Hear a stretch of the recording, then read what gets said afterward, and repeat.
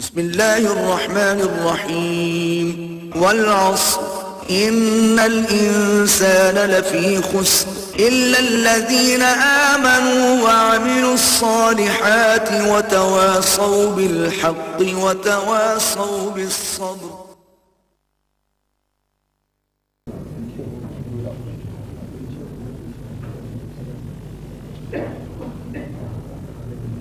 على عباده الذين اصطفى خصوصا على أفضلهم وخاتم النبيين محمد الأمين وعلى آله وصحبه أجمعين. أما بعد فقد قال الله تبارك وتعالى: أعوذ بالله من الشيطان الرجيم بسم الله الرحمن الرحيم والعصر إن الإنسان لفي خسر إلا الذين آمنوا وعملوا الصالحات وتواصوا بالحق وتواصوا بالصبر. صدق الله العظيم. رب اشرح لي صدري ويسر لي أمري واحلل عقدة من لساني يفقهوا قولي. اللهم ربنا ألهمنا رشدنا وأعذنا من شرور أنفسنا. اللهم أرنا الحق حقا وارزقنا اتباعه وأرنا الباطل باطلا وارزقنا اجتنابه. اللهم وفقنا لما تحب وترضى. اللهم وفقنا أن نجاهد في سبيلك بأموالنا وأنفسنا. اللهم ارزقنا شهادة في سبيلك آمین یا رب العالمین. محترم صدر محفل اور معزز حاضرین اور محترم خواتین، آپ کے علم میں ہے کہ مجھے آج قرآن حکیم کی روح سے راہ نجات کے موضوع پر گفتگو کرنی ہے، لیکن اس سے پہلے کہ میں آج کے موضوع پر گفتگو کا آغاز کروں، میں مناسب سمجھتا ہوں کہ میرا ایک تعارف تو کل محترم نسیم الدین صاحب نے کروایا تھا، اور وہ ایک رسم ہے، ایک عام روایت ہے، اس کی حد تک میں سمجھتا ہوں کہ تقاضا کل پورا ہو چکا ہے.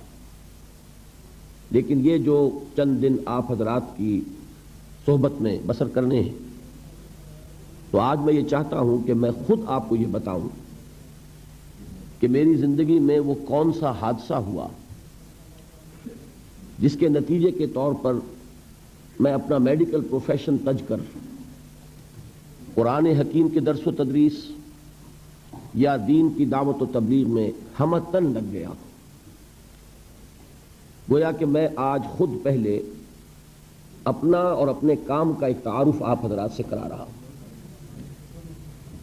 میرے شعور کی سب سے زیریں اور تحتانی سطح پر یہ بات آپ نے کل محسوس کر لی ہوگی کہ سب سے گہرے نقوش علامہ اقبال مرحوم کی ملی شاعری کے ہیں. بالکل بچپن ہی سے میں ان کا کلام پڑھ رہا ہوں، اور ابھی میں 5ویں جماعت کا طالب علم تھا جبکہ میں بانگ درا پڑھ رہا تھا. اس سے ایک جذبہ ملی، خاص طور پر آپ کو معلوم ہے کہ اس میں ایک امید افزا پیغام ہے ملت اسلامیہ کے لیے کہ کتاب ملت بیضا کی پھر شیرازہ بندی ہے، یہ شاخ ہاشمی کرنے کو ہے پھر برگو بر پیدا.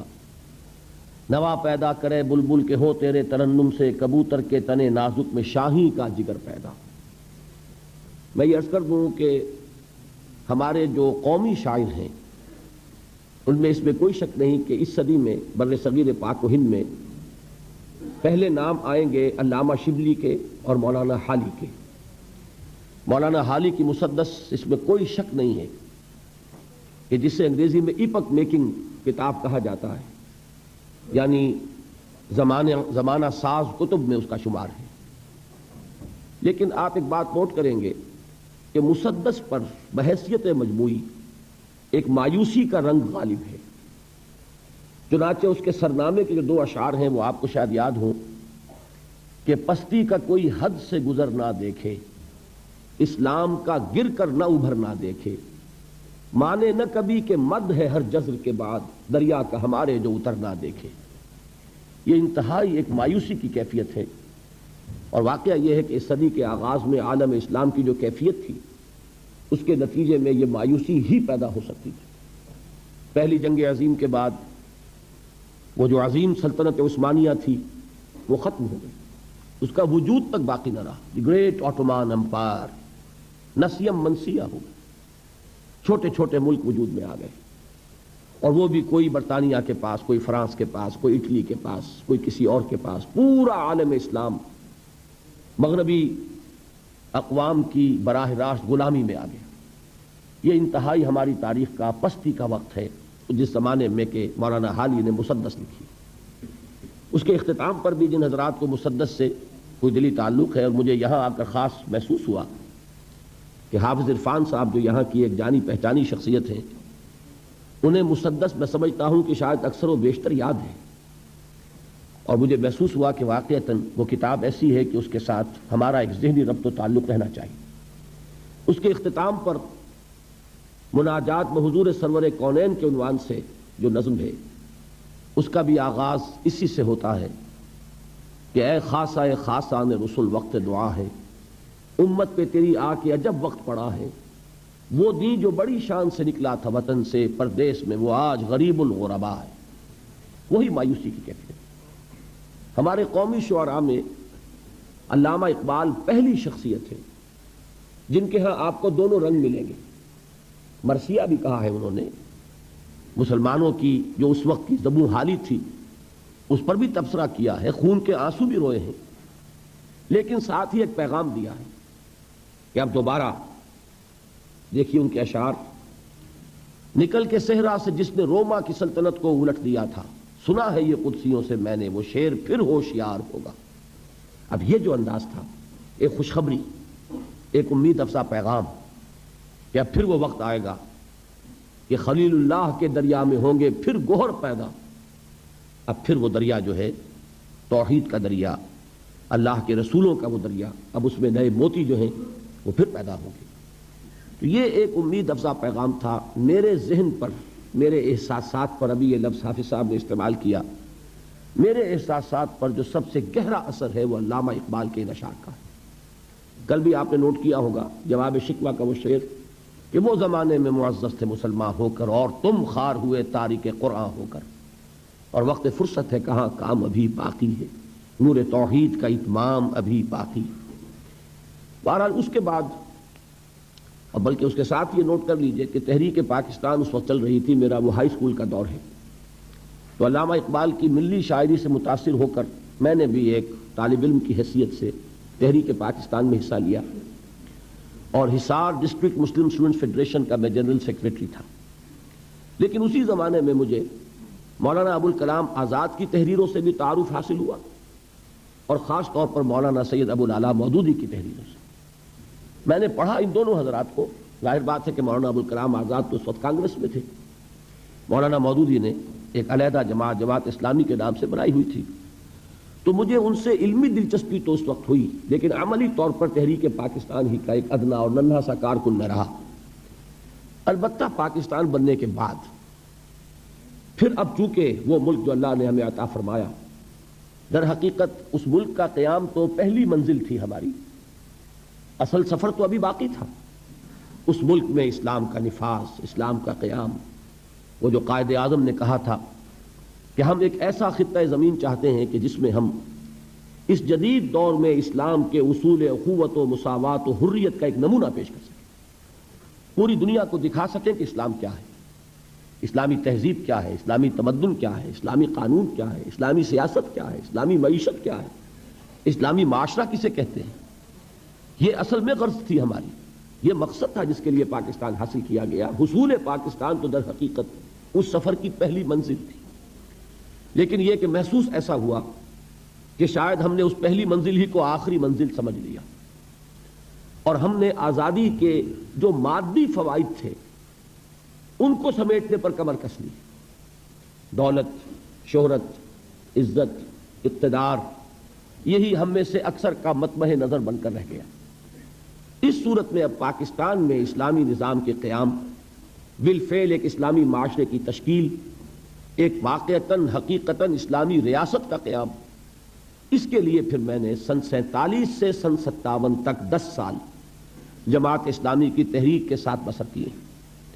پہلے 7 سال اسلامی جمعیت طلبہ میں، اور جب میں 1954 میں MBBS سے فارغ ہو گیا تو جس دن میرا نتیجہ نکلا ہے اسی دن میں نے جمعیت طلبہ سے استعفیٰ لکھا اور جماعت اسلامی کی رکنیت کی درخواست کا جو فارم تھا پر کر دیا. 3 برس پھر لگ بھگ میں جماعت میں رہا ہوں.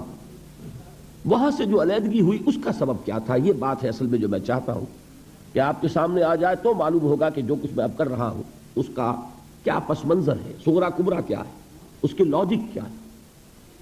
میں نے یہ محسوس کیا کہ ہم اس ایزمپشن پر اور اس مفروضے پر آگے چل رہے ہیں کہ جب ہم سب مسلمان ہیں تو اسلامی نظام قائم ہو جانا چاہیے، جبکہ واقعہ یہ ہے کہ 200 برس کی غلامی نے اور مغربی تہذیب کے غلبے نے ہماری ایمان کی جڑوں کو کھوکھلا کر دیا. ہم مسلمان صرف وراثتاً ہیں، صرف نسلاً ہیں. ہم مسلمان اس لیے ہیں کہ مسلمان والدین کے ہاں پیدا ہو گئے، لیکن یہ کہ ہم نے شعور کے ساتھ اپنے ایک کانشس اور شعوری فیصلے کے طور پر اسلام کو قبول نہیں کیا. اور ایمان اگر ہم اپنے دلوں میں جھانکیں تو محسوس ہوگا کہ وہ صرف ایک ڈوگما ہے، ایک عقیدہ ہے، موروثی عقیدہ. اس ایمان کی ریئلائزیشن، اس کا شعور، وہ در حقیقت ہمیں حاصل نہیں، جس کا نام یقین کہا جائے گا، جس کو علامہ اقبال نے کہا ہے کہ یقین پیدا کرے ناداں یقین سے ہاتھ آتی ہے، وہ درویشی کے جس کے سامنے جھکتی ہے فقوری. وہ یقین جب تک نہ ہو اس وقت تک اسلام پر عمل نہیں ہو سکتا. تو میں اس نتیجے پر پہنچا کہ محض اس نعرے کی بنیاد پر کہ ہم مسلمان ہیں، پاکستان میں اگر 95% 96% لوگ مسلمان ہیں تو یہاں اسلام آنا چاہیے. یہ دلیل تو صحیح ہے، لیکن اس دلیل سے اسلام آئے گا کبھی نہیں. اس کے لیے 2 چیزوں کی ضرورت ہے. پہلی چیز یہ کہ خاص طور پر جو پڑھا لکھا طبقہ، اور پڑھے لکھے سے میری مراد ہے جدید تعلیم یافتہ طبقہ، اس لیے کہ ہمارے ہاں تعلیم کے 2 نظام چل رہے ہیں. ایک قدیم ہمارا دینی نظام تعلیم ہے، ایک تو اس سے لوگ فارغ التحصیل ہوتے ہیں، وہ بھی پڑھے لکھے ہیں یقیناً، اور دوسرے نظام کے مقابلے میں زیادہ پڑھے لکھے ہیں. لیکن میں جس طبقے کا ذکر کر رہا ہوں کہ معاشرے میں جس کو کہ اصل فیصلہ کن حیثیت حاصل ہو چکی ہے، وہ تو جدید تعلیم یافتہ طبقہ ہے، اس لیے کہ پورے ملک کی باغڈور اس کے ہاتھ میں ہے. اس جدید تعلیم یافتہ طبقے کے اندر تجدید ایمان کو اثر نو مستحکم کرنے کی ایک تحریک برپا کی جائے. پہلے تو یہ چیز جو ہے وہ ضروری ہے، اس لیے کہ بہت صحیح کہا جس نے کہا کہ گلا تو گھونٹ دیا اہل مدرسہ نے تیرا، کہاں سے آئے صدا لا الہ الا اللہ. ہم نے برٹرینڈ رسل کو پڑھا ہے، ہم نے ڈارون کو پڑھا ہے، ہم نے فرائڈ کو پڑھا ہے، ہم نے مارکس کو پڑھا ہے، تو ایمان کہاں سے آ جائے گا؟ ان نظریات نے ہمارے ذہنوں میں تصادم پیدا کیا ہوا ہے، کانفلکٹ ہے، تضادات ہے. ہم کچھ مانتے کچھ اور ہیں، کرتے کچھ اور ہیں. اس کی وجہ یہی ہے کہ وہ ایمان کی حقیقت ہمیں حاصل نہیں. اس کے لیے خصوصاً جدید تعلیم یافتہ طبقے میں تجدید ایمان کی ایک تحریک. اب ظاہر بات ہے کہ تجدید ایمان کے لیے ہمارے پاس سورس کیا ہے، ایمان کہاں سے ملے گا؟ میں تفصیل کے ساتھ بھی انشاءاللہ ان ایام میں کسی موقع پر عرض کروں گا. اس وقت اجمالاً صرف چونکہ عرض کر رہا ہوں تو میں جس نتیجے پر پہنچا وہ یہ کہ منبع ایمان اور سرچشمہ یقین قرآن حکیم ہے.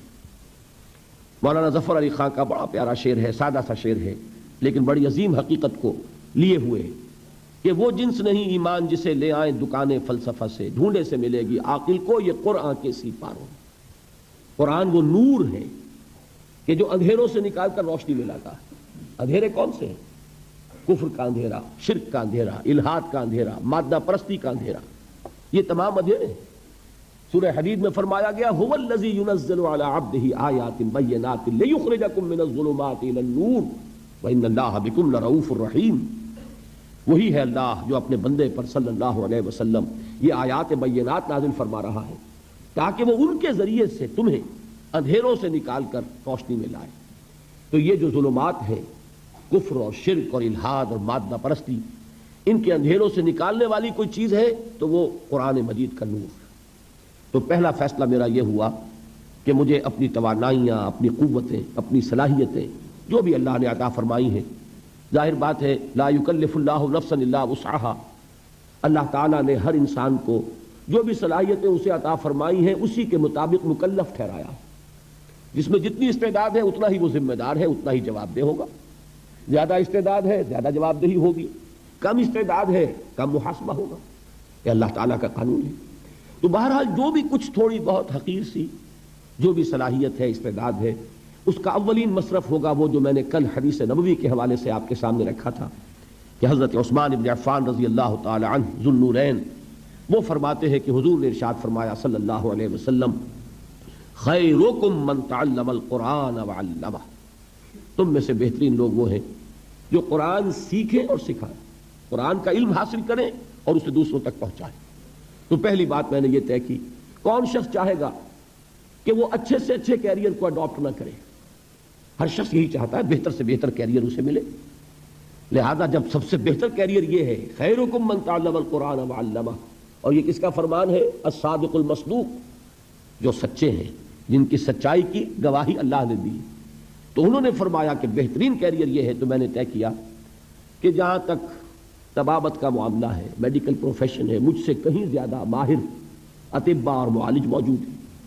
یہ کام ایسا نہیں ہے کہ اس کی کوئی کمی واقع ہو جائے گی اگر میں نے اپنی توانائیوں میں اب میں نے اللہ کی اس کتاب کے لیے وقت نکالنا شروع کر دیا۔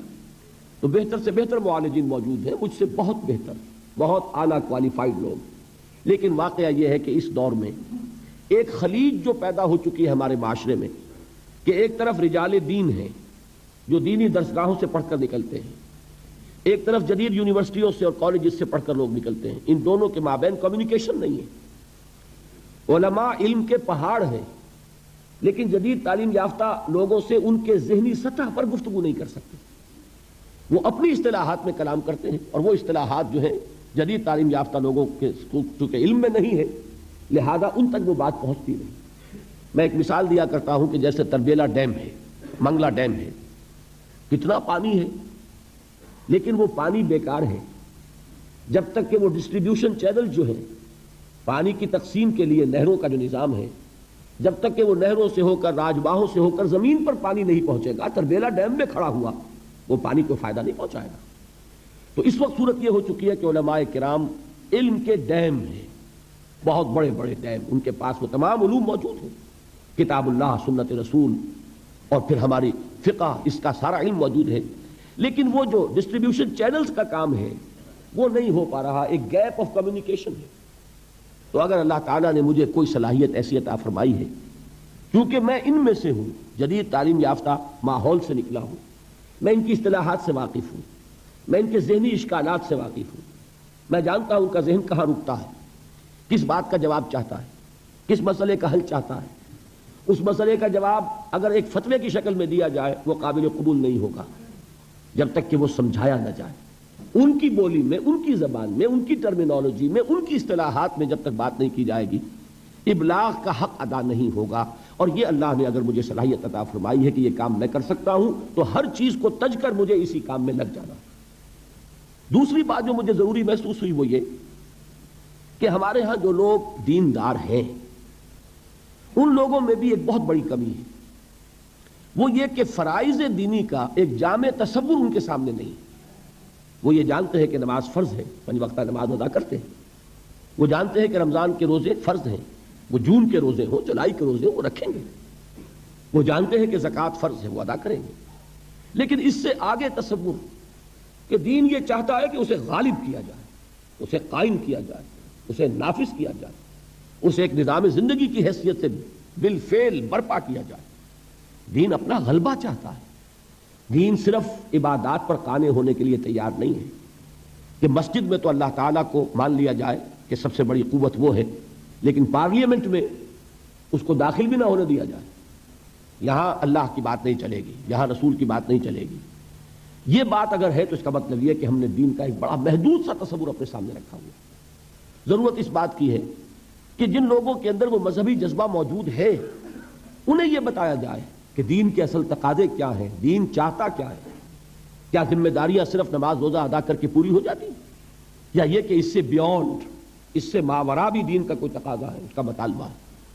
اب اگر یہ چیز میں اپنی تقریر، اپنی تصنیف کے ذریعے لوگوں کے سامنے رکھوں تو اس کا وہ وزن نہیں ہوگا، لیکن اگر قرآن حکیم کے حوالے سے رکھوں کہ یہ ہے قرآن جو تم سے یہ چاہتا ہے، یہ ہے قرآن جس نے کہ تمہاری فرائض کا یہ تصور دیا ہے، تو ظاہر بات ہے کہ چونکہ ان کا تصور محدود ہو گیا ہے لہذا وہ اس وقت ان کی ایکٹیویٹی محدود ہے، ان کا عمل بھی محدود ہے۔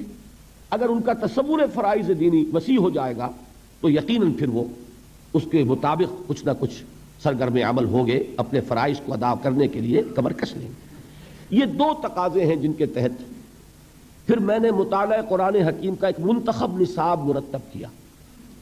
پورے قرآن کو، اصل میں تو قرآن تو وہی ہے، سورہ فاتحہ سے سورۃ الناس تک، ما بین الدفتین، قرآن یہی ہے، اس کا بدل کوئی شے نہیں۔ لیکن یہ کہ این انٹروڈکشن ٹو قرآن، قرآن سے ایک ابتدائی تعارف کے لیے ایک منتخب نصاب جو تقریباً 2 پارے کے لگ بھگ بنتا ہے، مختلف جگہوں سے کچھ صورتیں، کچھ آیات، اور اس انتخاب میں پیش نظر یہی 2 چیزیں کہ ایک تو دین کا ہمہ گیر تصور سامنے آ جائے، دین ہے کیا، اور نمبر 2 یہ کہ دین کے تقاضے سامنے آ جائیں، دین ہم سے چاہتا کیا ہے، دین کا مطالبہ کیا ہے۔ ایک شخص جو دعویٰ کرتا ہے کہ میں اسلام کو اپنے دین کی حیثیت سے قبول کرتا ہوں، تسلیم کرتا ہوں، اسے معلوم ہونا چاہیے کہ اس کے دینی فرائض کیا ہیں۔ ان 2 مقاصد کو سامنے رکھ کر میں نے ایک منتخب نصاب مرتب کیا۔ اب یہ 20واں سال ہے میری زندگی میں۔ 1965 میں نے اس کام کا آغاز کیا تھا، لاہور میں حلقہ مطالعہ قرآن قائم کیے، قرآنک اسٹڈی سرکلز۔ اللہ تعالیٰ نے کچھ خلق کا رجوع جو ہے یہ اللہ کے فیصلے کے تحت ہوتا ہے، لوگوں کی توجہ ہوئی۔ میرے درس میں اتوار کی چھٹی ہوتی تھی پاکستان میں اس زمانے میں، تو اتوار کی صبح میرا ایک درس ہوتا تھا بڑا، ویسے شام کو ہفتے کا کوئی دن فارغ نہیں تھا، لیکن یہ ہے کہ بڑا درس مرکزی جو ہے وہ اتوار کی صبح کو ہوتا تھا، پہلے مسجد خضرا سمن آباد میں اور پھر مسجد شہداء جو مال روڈ پر ہے لاہور میں۔ 700 افراد اس درس میں شریک ہوتے تھے بڑی پابندی کے ساتھ۔ یہ 700 کا عدد اس لیے ایک مرتبہ معلوم ہوا کہ ایک کتاب ایک روز ہم نے تقسیم کی اس درس میں، تو معلوم ہوا کہ اس کے 700 نسخے اس وقت لگے، جو لوگ موجود تھے انہوں نے لیے۔ یہ سارا کام میں کر رہا تھا تنہا، نہ کوئی تنظیم، نہ کوئی جماعت، نہ کوئی ادارہ، بالکل اپنی ذاتی حیثیت۔ لیکن یہ کہ اس کے بعد جب ہم خیالوں کا ایک حلقہ پیدا ہو گیا تو پھر 1972 میں یعنی 7 سال بعد پھر میں نے مرکزی انجمن خدام القرآن لاہور قائم کی۔ جو لوگ اس کام میں میرے ساتھ شریک ہونا چاہیں، ساتھی بننا چاہیں، اس لیے کہ اب اس کام کو آگے بڑھانے کے لیے پیسہ بھی درکار ہے، کتابیں چھپنی چاہیے، اور یہ کہ اس کام کو آگے بڑھانے کے لیے جو بھی مالی وسائل درکار ہیں، وہ کسی فرد کا معاملہ ہوگا تو اس پر 100 طرح کی انگلیاں اٹھیں گی۔ ہو سکتا تھا اس سے پہلے میں نے اپنا دارالاشاعت قائم کیا ہوا تھا، لیکن یہ کہ میں نے اب انجمن کے تحت وہ سارا کام دے دیا تاکہ یہ کسی فرد کی ملکیت نہ ہو۔ میں آپ کو بتانا چاہتا ہوں کہ میری مطبوعات سے، میرے کیسٹ سے 1 پیسے کی آمدنی مجھے نہیں، میرا اس سے کوئی تعلق نہیں۔ اول تو میری مطبوعات کا جہاں تک تعلق ہے، انجمن خدام القرآن نے بھی اپنا اس پر کوئی رائلٹی، اپنا کوئی حق تصنیف نہیں رکھا۔ کھلی اجازت ہے، جو شخص چاہے ان کو چھاپے، بیچے یا ویسے ہی تقسیم کرے، عام دین کی تبلیغ کے لیے ان کو ڈسٹریبیوٹ کرے، کھلی اجازت ہے، یہ ہمارے ہر کتابچے پر لکھا ہوا ہوگا۔ لیکن یہ کہ اس کے لیے بہرحال وسائل درکار تھے، تو مرکزی انجمن خدام القرآن قائم ہوئی 1972 میں۔ لیکن اس کے بعد ایک سوال پیدا ہوا کہ قرآن جو کچھ بتا رہا ہے، دین کے غلبے کی عملی جد و جہد، اب محض ایک انجمن سے تو کام نہیں چلے گا، اب ایک تنظیم درکار ہے، ایک جماعت درکار ہے، ایسے لوگوں کی جو اپنا تن من دھن اس کے لیے لگانے کے لیے تیار ہو جائے، جو اپنے آپ کو ایک ڈسپلن میں دینے کے لیے تیار ہے، جو سمع و طاعت کے نظام میں آنے کو تیار ہو۔ تو اس کے لیے پھر 1975 میں تنظیم اسلامی ہم نے قائم کی۔ جب تک میں تنہا کام کر رہا تھا اس تک میرا مطلب بھی ساتھ کے ساتھ جاری تھا۔ وہ حسرت موہانی کا بڑا پیارا شعر ہے، کیا طرفہ طبیعت ہے، کیا طرفہ تماشا ہے، حسرت کی طبیعت بھی ہے، مشق سخن جاری اور چکی کی مشقت بھی۔ تو میں مطلب بھی کرتا تھا اور یہ کام بھی کر رہا تھا، درس قرآن بھی تھا، میثاق بھی شائع کر رہا تھا، دارالاشاعت بھی تھا۔ لیکن سن 71 کے حج کے موقع پر میں نے فیصلہ کیا، یہ فروری سن 71 کی بات ہے، کہ اب میری جتنی توانائیاں ہیں، جو قوتیں ہیں، جو صلاحیتیں ہیں، وہ اب ہمہ تن ہمہ وقت اسی کام کے لیے وقت رہیں گی۔ چنانچہ میں نے اپنے مطلب کو بند کیا، اور اس کے بعد سے اب تک میں نے پھر کوئی 1 منٹ بھی کسی معاشی جد و جہد میں صرف نہیں کیا۔ باقی یہ ہے کہ اللہ تعالیٰ صورت پیدا کرتا ہے، رزاق وہ ہے، اس نے آج تک کوئی تنگی نہیں آنے دی، کوئی میرے لیے مشکل مرحلہ نہیں آیا۔ اللہ تعالیٰ امتحان آزمائش سے بچا کر رکھے اور آزمائے تو اس میں استقامت عطا فرمائے، کہ وہ بھی صرف اسی کی توفیق سے انسان کسی امتحان میں کامیاب ہو سکتا ہے۔ لیکن بہرحال سن 71 کے بعد سے یہ سن اب 85 ہے، یہ سمجھ لیجئے کہ 15واں سال ہے کہ میری توانائیاں، میرے اوقات، میری جو بھی صلاحیتیں ہیں حقیر سی اللہ کی عطا کردہ، وہ سب کی سب اسی کام کے لیے وقف ہے۔ اب یہاں جو آپ حضرات نے دعوت دی اور یہ پروگرام بنایا، تو اسی منتخب نصاب کا ایک خلاصہ ہے جو چند دنوں میں آپ کے سامنے پھر رکھوں گا، اس لیے کہ وہ مکمل منتخب نصاب جو ہے وہ تو ظاہر بات ہے کہ ان 7-8 دنوں میں 9 دنوں میں بیان نہیں ہو سکتا، ایک دن گزر چکا ہے، ایک دن ویسے کم ہوا ہے، تو اب ہمارے پاس لے دے کر 8 دن ہیں۔ ان میں مجھے انہی 2 چیزوں کی کو سامنے رکھ کر دین کیا ہے یہ بھی بات سمجھ میں آئے، اور اس سے بھی اہم تر یہ کہ دین چاہتا کیا، ہمارے دین کی طرف سے ہم پر کیا ذمہ داریاں عائد ہوتی ہیں، یہ بات از روئے قرآن واضح ہو جائے، یہ ہے مقصد ان اجتماعات کا۔ وہ جو منتخب نصاب میں نے مرتب کیا، جس کے لیے میں نے اتنا طویل پس منظر بیان کیا ہے، اس کا نقطۂ آغاز ہے سورۃ العصر جو میں نے ابھی تلاوت کی تھی، اور آج میں اسی کے حوالے سے کچھ باتیں آپ حضرات کے گوش گزار کر رہا ہوں کہ راہ نجات کا کیا تصور ہے از روئے قرآن۔ یہ سورہ مبارکہ جس کے بارے میں کہ مجھے یہ توقع ہے، ہو سکتا ہے کہ یہ میری خوش گمانی ہو، لیکن بہرحال مجھے یہ حسن ظن ہے کہ ہر مسلمان کو یہ صورت یاد ہوگی۔ میں پھر اس کی تلاوت کیے دیتا ہوں، گنتی کے چند الفاظ ہیں۔ اعوذ باللہ من الشیطان الرجیم، بسم اللہ الرحمن الرحیم، والعصر ان الانسان لفی خسر الا الذین آمنوا وعملوا الصالحات وتواصوا بالحق وتواصوا بالصبر، صدق اللہ العظیم۔ اس کا ایک سادہ سا ترجمہ پہلے میں کر دیتا ہوں، اس کو ہر شخص جو ہے وہ اپنے ذہن پر کندہ کر لے۔ والعصر، زمانے کی قسم ہے، ان الانسان لفی خسر، تمام انسان خسارے میں ہیں، ٹوٹے میں ہیں، گھاٹے میں ہیں، نقصان میں ہیں، تباہی اور بربادی کے کا نوالا بننے والے ہیں۔ الا الذین آمنوا، سوائے ان کے جو ایمان لائے، وعملوا الصالحات، اور انہوں نے نیک عمل کیے، وتواصوا بالحق، اور انہوں نے حق کی ایک دوسرے کو وصیت اور تاکید کی، وتواصوا بالصبر، اور انہوں نے صبر کی ایک دوسرے کو تلقین کی۔ اب اس صورت کو اپنے ذہن میں رکھیے، مجھے کچھ تھوڑی سی ہچکچاہٹ یا رکاوٹ طبیعت میں محسوس ہو رہی ہے کہ اس سورہ مبارکہ کا میں نے بارہا درس دیا، ان کے متعدد کیسٹس موجود ہیں، خیال ہوتا ہے کہ ہو سکتا ہے آپ میں سے بہت سے حضرات نے وہ دروس سنے ہوں، ان کے لیے گویا کہ ایک تکرار ہو جائے گی۔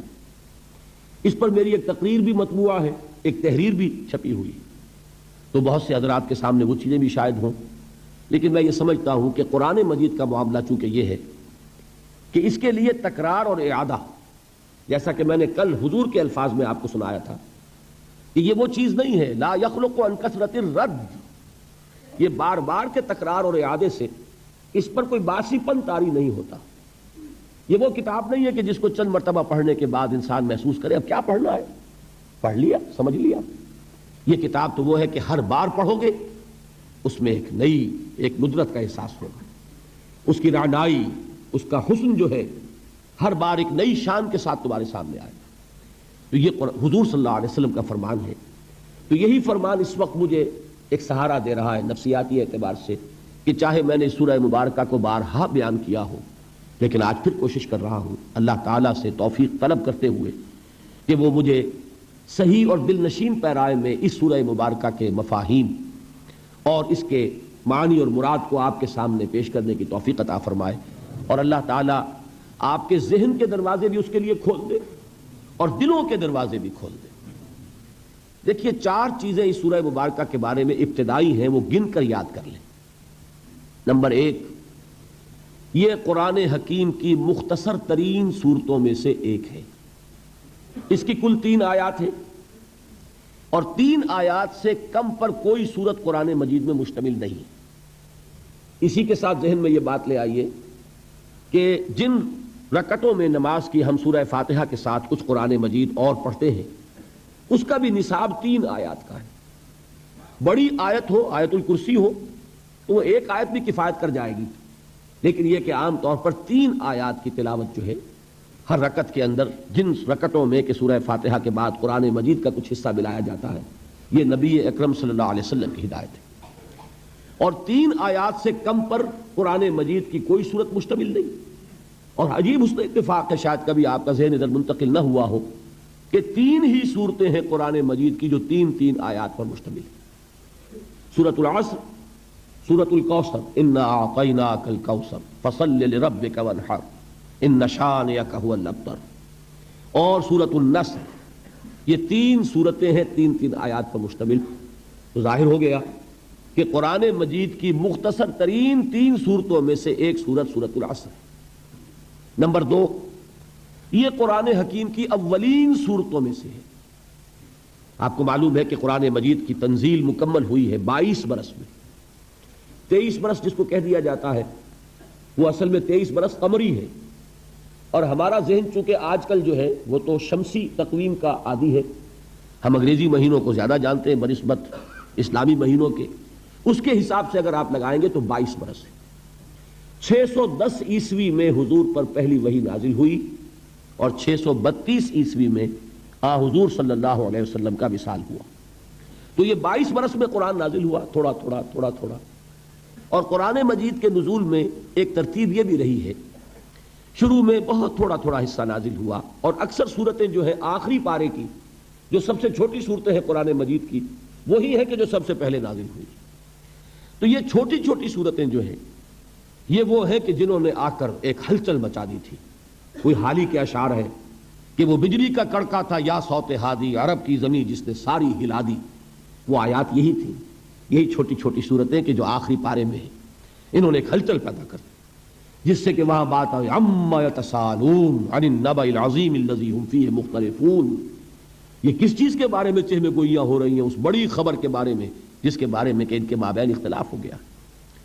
تو قرآن مجید میں پہلے جو صورتیں نازل ہوئی وہ چھوٹی ہیں حجم کے اعتبار سے، لیکن معانی اور مفاہیم کے اعتبار سے ہرگز مبالغہ نہیں ہے یہ کہنے میں کہ معانی کے دریا ہیں، بلکہ سمندر ہیں جن کو کوزے میں بند کر دیا گیا۔ اور اس کے بعد انہی مضامین کی تفصیل ہوئی۔ پھر جب طویل صورتیں نازل ہوئیں، خاص طور پر طویل مدنیات، انہی صورتوں کی شرح ہے وہ۔ چنانچہ سورہ ہود میں اللہ تعالیٰ نے خود قرآن مجید کا تعارف کرایا ہے، الف لام را کتاب احکمت آیاتہ ثم فصلت من لدن حکیم خبیر۔ یہ وہ کتاب ہے قرآن جس کی آیات پہلے محکم کی گئیں، مضبوط کی گئیں۔ یہ چھوٹے چھوٹے جملوں کے اندر معانی کے سمندر جو ہیں وہ بند کیے گئے، پھر ایک حکیم اور خبیر ہستی کی طرف سے ان کی تفصیل بیان ہوئی۔ تو یہ قرآن مجید کا ایک خاص اسلوب ہے۔ تو یہ نوٹ کیجئے کہ سورۃ العصر بھی قرآن حکیم کی اولین صورتوں میں سے ایک ہے۔ تیسری بات یہ نوٹ کیجئے، ہر زبان کی ادب کے ادب میں آپ کے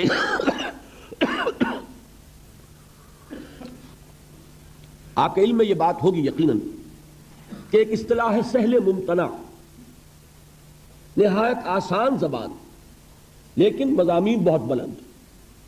بھاری بھرکم اصطلاحات میں اونچی باتیں بیان کرنا آسان ہے، مضامین بلند ہوں لیکن زبان سادہ ہو یہ مشکل ہے۔ اس کو کہتے سہل ممتنع۔ بظاہر تو بہت سہل نظر آئے، لیکن آپ ویسا کلام خود کہنا چاہیں تو دانتوں پسینہ آ جائے۔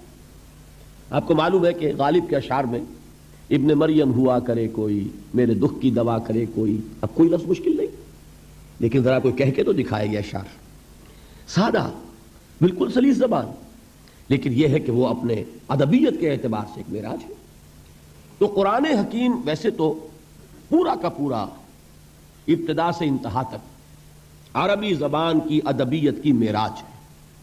کل میں بیان کر چکا ہوں کہ اس کے اعجاز کا سب سے نمایاں پہلو اور سب سے اولین پہلو یہی تھا جس پر کہ اس نے چیلنج کیا ہے تحدی کے ساتھ کہ اگر تم مقابلہ کر سکتے ہو تو کرو، فاتو بسورۃ من مثلہ، لے آؤ ایک ہی صورت اس جیسی جس کا مقابلہ کوئی نہیں کر سکا۔ کوئی جھوٹ موٹ کو بھی میدان میں کھڑا نہیں ہو سکا کہ میں اس چیلنج کو قبول کرتا ہوں۔ تو قرآن مجید از ابتدا تا انتہا عربی ادب اس کا کلاسک ہے، یہ اس کا چوٹی کا، اس کی ایک معراج کا مقام رکھنے والا۔ لیکن اس میں بعض مواقع ایسے ہوتے ہیں، جیسے میں نے سورۃ الرحمن کے بارے میں حضور کی حدیث کل سنائی، سورۃ الرحمن عروس القرآن، یہ قرآن کی دلہن ہے، اس میں صوتی آہنگ ہے، اس کا اپنا ایک میوزک ہے، اس کے اپنے اندر ایک غنا ہے، اس کے الفاظ کا ظاہری حسن ہے۔ اب یہ خصوصیت ہے سورہ رحمان کی اسی طرح سہل ممتنع کے اعتبار سے قرآن مجید کی اہم ترین سورت سورۃ العصر ہے. اس میں کوئی لفظ مشکل نہیں. والعصر، دیکھیے عام اردو دان جو لوگ ہیں وہ بھی یہ الفاظ استعمال کرتے ہیں. ہم عصر الفاظ، ہم عصر اشخاص، کانٹمپریریز جو ایک زمانے میں رہتے ہو، ہم عصر، عصر حاضر، عصر رواں، سب بولتے ہیں یہ الفاظ. عصر جدید، ان الانسان لفی خسر، انسان کا لفظ کون نہیں جانتا. خسر، خسارہ، یہ اردو کے اندر مستعمل ہے. ان الا الذین آمنوا، ایمان، عمل صالح، تواسی ذرا ایک تھوڑی سی بدلی ہوئی شکل ہے، لیکن اردو میں وہ لفظ بھی مستعمل ہے. وصیت، وصیت سے تواسی بنا، باب تفاعل ہے. بالحق وتواصوا بالصبر، کوئی لفظ بھی ثقیل نہیں، کوئی بھاری بھرکم اصطلاح نہیں. لیکن جیسا کہ میں آپ حضرات کے سامنے کوشش کروں گا کہ اس کے مفاہیم کو کسی درجے میں بیان کروں، اندازہ ہوگا کہ یہ جہاں تک علم اور حکمت کی معراج کا تعلق ہے، فلسفہ اور فلسفے کے چوٹی کے مسائل وہ اس صورت میں موجود ہیں، لیکن یہ کہ کوئی لفظ بھاری نہیں، کوئی ثقیل نہیں. چوتھی چیز جو اہم ترین ہے اس سورہ مبارکہ کے بارے میں، وہ یہ ہے کہ میرے نزدیک، یہ میں ایک بڑی بات کہہ رہا ہوں، کہنے کی جرات کر رہا ہوں، میرے نزدیک یہ قرآن مجید کی جامع ترین صورت ہے. میں نے اپنا ایکسپریشن بدل دیا. پہلے میں نے کہا تھا کہ یہ اولین صورتوں میں سے ایک ہے، مختصر ترین صورتوں میں سے ایک ہے. اب جو بات میں کہہ رہا ہوں یہ کہ جامع ترین صورت ہے قرآن حکیم. اس کی وجہ یہ ہے کہ قرآن ہے ہدی للناس، رہنمائی بن کر آیا ہے، ہدایت ہے. اس ہدایت کے راستے کو، صراط مستقیم کو، جس قدر جامعیت کے ساتھ اس صورت نے بیان کیا ہے. قرآن مجید میں آپ دیکھیں گے ایمان کی بحث ہے، مکی صورتوں میں طویل مباحث ایمان کے، پھر اعمال صالحہ کی بحث، عبادات کی بحث، اخلاقیات کی بحث، معاملات کی بحث. یہ سب کیا ہے؟ عمل صالح کی تشریح. پھر تواصی بالحق، جہاد، امر بالمعروف نہی عن المنکر، یہ سب کیا ہے؟ یہ تواصی بالحق کی شرح ہے. قرآن مجید کے تمام مضامین کو جامع ترین صورت میں پیش کرنے والی صورت وہ سورۃ العصر ہے. اس کا احساس صحابہ کرام کو تھا. چنانچہ ہمیں ایک روایت ملتی ہے، کان الرجلان من اصحاب النبی صلی اللہ علیہ وسلم اذا التقیا لم يتفرقا حتى يقرأ احدهما على الاخر سورۃ العصر ثم يسلم احدهما على الاخر. حضور صلی اللہ علیہ وسلم کے صحابہ میں سے جب دو حضرات کی آپس میں ملاقات ہوتی تھی تو وہ اس وقت تک ایک دوسرے سے جدا نہیں ہوتے تھے جب تک کہ ایک دوسرے کو سورۃ العصر سنا نہیں لیتے تھے. پھر وہ ایک دوسرے کو سلام کرتے تھے اور علیحدہ ہوتے تھے. اب آپ اندازہ کیجئے کیوں. بعد میں یہ بات واضح ہو جائے گی کہ اس کا سبب کیا ہے. صحابہ کا کوئی عمل حکمت سے خالی نہیں تھا. قرآن مجید کی قدر و قیمت کے اصل جاننے والے صحابہ کرام ہیں. ان کا یہ طرز عمل اور سورہ مبارکہ کے ساتھ یہ لگاؤ اور یہ تعلق. ویسے آپ کو معلوم ہے قرآن مجید کی سورتوں کی سردار کون سی سورت ہے؟ سورۃ الاخلاص. اس لیے کہ اس کو حضور نے سنوں سے قرآن کے مساوی قرار دیا، ایک تہائی قرآن کے برابر. 4 آیتیں ہیں لیکن ایک تہائی قرآن کے مساوی. اس کی وجہ کیا ہے؟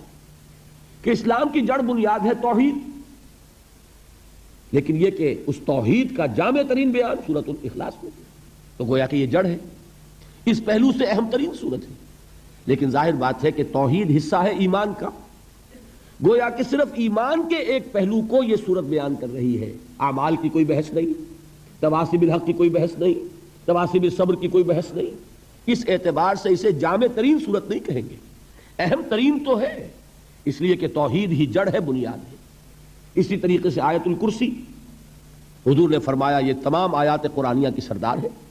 اس کی وجہ بھی وہی توحید، اس لیے کہ ہمارا دین حقیقت میں دین توحید ہے.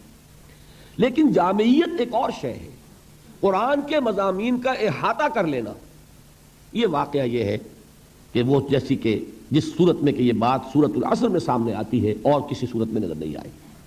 ہاں، دین کے فلسفے کے لیے نہایت جڑ اور بنیاد کی چیز سورۃ الفاتحہ ہے، جو مقدمہ ہے قرآن کا، جو گویا کہ دیباچہ ہے قرآن کا، جسے ام القرآن کہا گیا.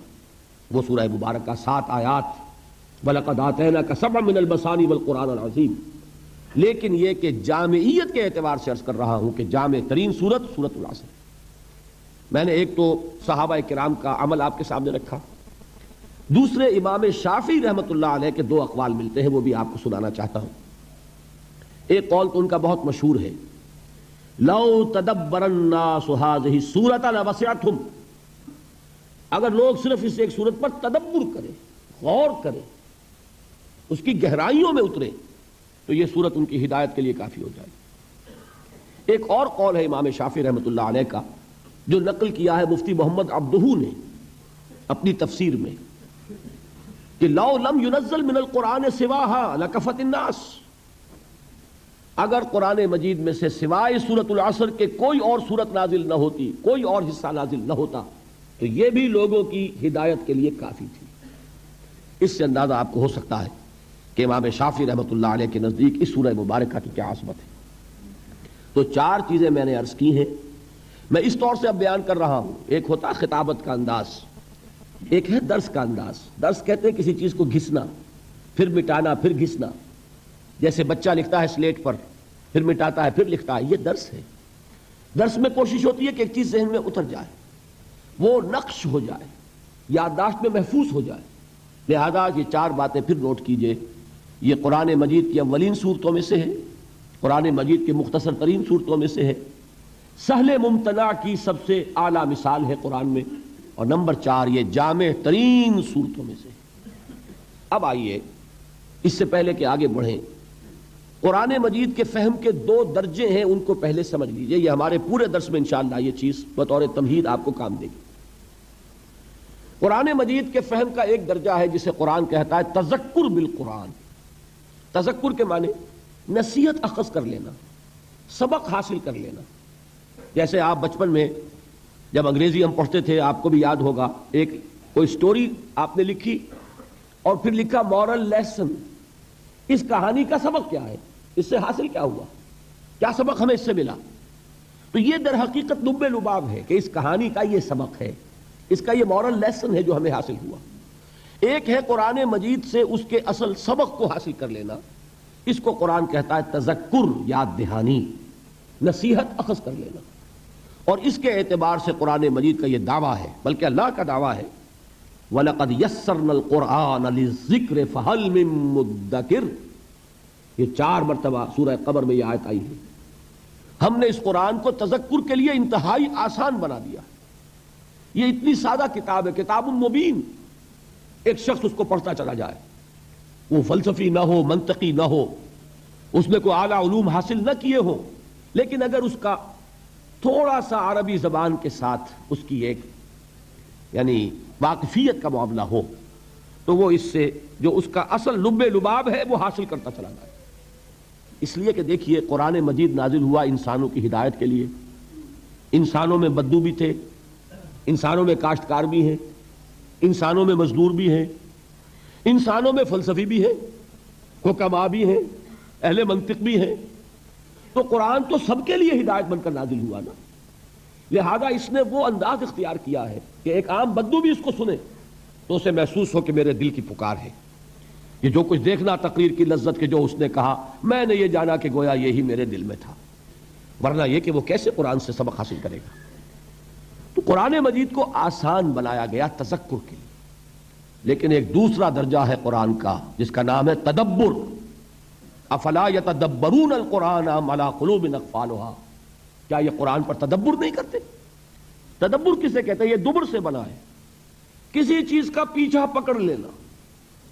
انسان جو ہے اس میں غواصی کر رہا ہے، غوطے لگا رہا ہے، غور کر رہا ہے، جس کے لیے میں نے کل علامہ اقبال کا مصرع آپ کو سنایا تھا کہ قرآن میں ہو غوطہ زن اے مرد مسلمان، جس کے لیے حضور نے فرمایا کہ لا تنقضی عجائبہ، یہ وہ کتاب ہے جس کے عجائبات کبھی ختم ہی نہیں ہوں گے۔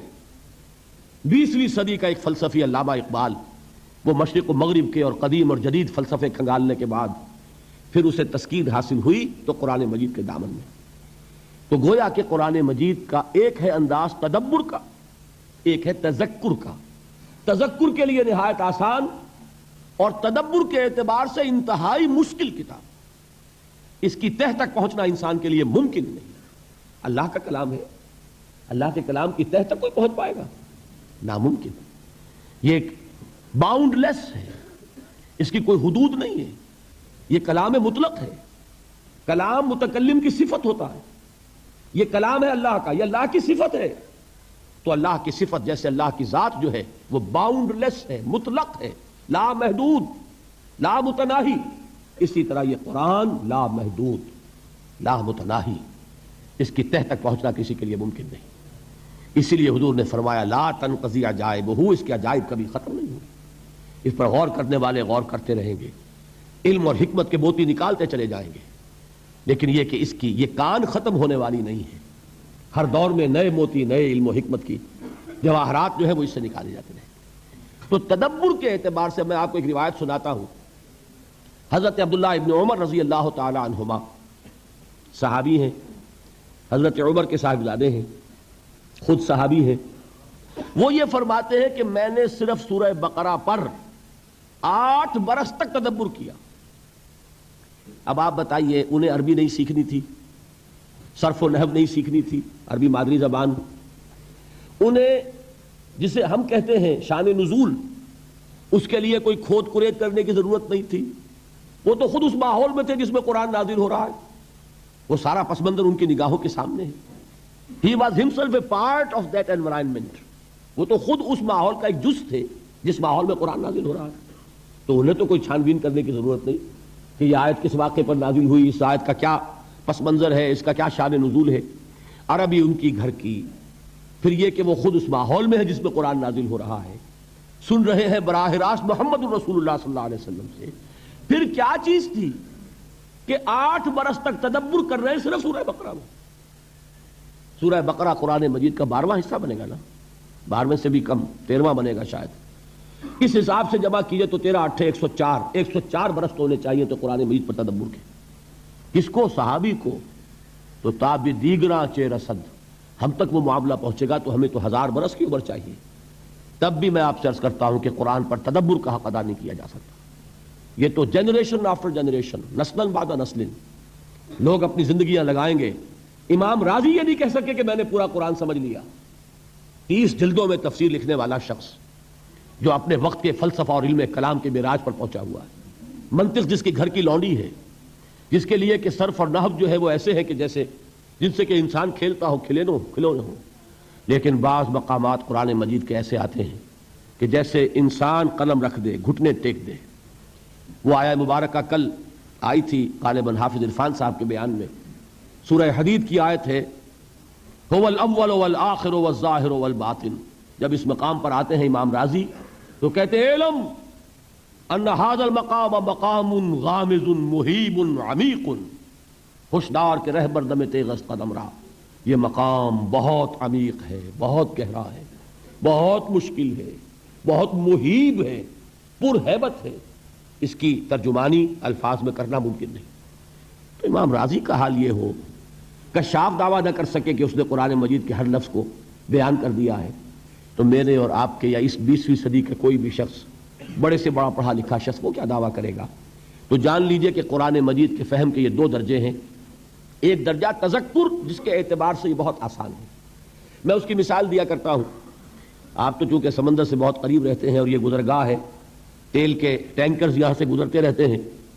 کبھی کوئی ٹینکر جو ہے اگر لیک کر جائے تو تیل جو ہے وہ پانی کی سطح پر رہتا ہے. تو اسی طریقے سے قرآن مجید کی جو اصل حکمت ہے، اس کا جو اصل سبق ہے، جو یہ سکھانا چاہتا ہے، وہ قرآن کی سطح پر ہے. البتہ یہ کہ سمندر کی گہرائی کون ناپے گا، اسی طریقے سے قرآن مجید کی گہرائی کو ناپنا یہ ممکن نہیں. وہ ہے تذکر بالقرآن، یہ ہے تدبر قرآن. اب ذرا غور کیجئے، تذکر کے اعتبار سے سورہ مبارکہ کو سامنے رکھیے. والعصر ان الانسان لفی خسر الا الذین آمنوا وعملوا الصالحات وتواصوا بالحق وتواصوا بالصبر. یہ دیکھیے ایک جملہ بنا ہے. اتنی سی سرکو نحو تو میں سمجھتا ہوں کہ آپ میں سے اکثر حضرات کو آتی ہوگی. عربی بول چال تو آپ کو سب کو ہی آ گئی ہے یہاں پہ جو رہتے ہیں. تھوڑی سی سرکو نحو. والعصر، زمانے کی قسم ہے. جملہ پورا نہیں ہوا، آیت پوری ہو گئی، جملہ تو پورا نہیں جب تک کہ یہ نہ بتایا جائے کہ قسم کس چیز پر کھائی گئی. ان الانسان لفی خسر، یہ مکمل جملہ ہے. الا الذین آمنوا وعملوا الصالحات، یہ مستثنا ہے. مستثنا منہ کیا ہے، کس چیز سے مستثنا کیا گیا ہے، جب تک اس کے ساتھ جوڑیں گے نہیں مطلب سمجھ میں نہیں آئے گا. تو اصل میں یہ تینوں آیتیں مل کر ایک مکمل جملہ بنتی ہیں. زمانے کی قسم ہے تمام انسان برباد ہونے والے ہیں سوائے ان کے جو ایمان لائے اور جنہوں نے نیک عمل کیے اور جنہوں نے ایک دوسرے کو حق کی تاکید کی اور جنہوں نے ایک دوسرے کو صبر کی نصیحت کی. اب اس جملے کو اپنے سامنے رکھیے. پہلا سبق کیا حاصل ہوا؟ پہلا تذکر کیا ہے؟ انسان کی کامیابی اور ناکامی کا ایک معیار ہے جو ہمارے سامنے آ رہا ہے، اور یہ ہر شخص جانتا ہے کہ ہم جو بھاگ دوڑ دنیا میں کر رہے ہیں، صبح سے شام تک کی مشقت، آپ لوگ اکثر اپنے گھر والوں کو چھوڑ کر آئے ہوئے ہیں یہاں، کتنی محنت ہے، کتنی مشقت ہے، کتنی مشکلات اٹھا رہے ہیں، لیکن یہ سب کچھ کیوں کر رہے ہیں؟ کامیابی کے حصول کے لیے. البتہ کامیابی کے معیارات ہیں. ہمارے ذہنوں میں جو معیارات بیٹھے ہوئے ہیں وہ کیا ہیں؟ کامیابی پیسے سے ہے، کامیابی جائیداد سے ہے، کامیابی کاروبار سے ہے، کامیابی شہرت سے ہے، کامیابی اقتدار سے ہے. یہ معیارات ہیں. جو جتنا دولت مند اتنا کامیاب، جو جتنا مشہور اتنا کامیاب، جو جتنا پاپولر اتنا کامیاب، جو حکومت پر پہنچ گیا کامیاب، جس نے بڑا کاروبار جما لیا کامیاب، جس نے بہت جائیداد بنا لی کامیاب. یہی ہے اصل میں ساری بس کی گانٹھ. جو تصور کامیابی کا ہوگا اسی کے مطابق آپ کی بھاگ دوڑ ہوگی، اسی کے لیے جد و جہد ہوگی، اسی کے لیے توانائیاں صرف ہوں گی، اسی کے لیے دن رات کی مشقت ہوگی.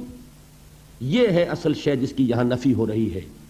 کامیابی دولت سے نہیں، کامیابی شہرت سے نہیں، کامیابی اقتدار اور طاقت اور حکومت سے نہیں، بلکہ کامیابی ہے ایمان سے، عمل صالح سے، تواصی بالحق سے، تواصی بالصبر سے. آپ غور کیجئے اس نقطہ نظر کا، اس ایٹیچیوڈ کا، یہ جو مینٹل ایٹیچیوڈ ہے، اس کا بدل جانا ہی انسانی شخصیت کے اندر انقلاب برپا کرے گا. اب آپ کا نتیجہ کیا نکلا؟ اگر تو دولت سے کامیابی ہوتی تو قارون بہت کامیاب تھا، اگر حکومت سے کامیابی ہوتی تو فرعون اور نمرود بہت کامیاب تھے. کامیابی ان سے نہیں ہے.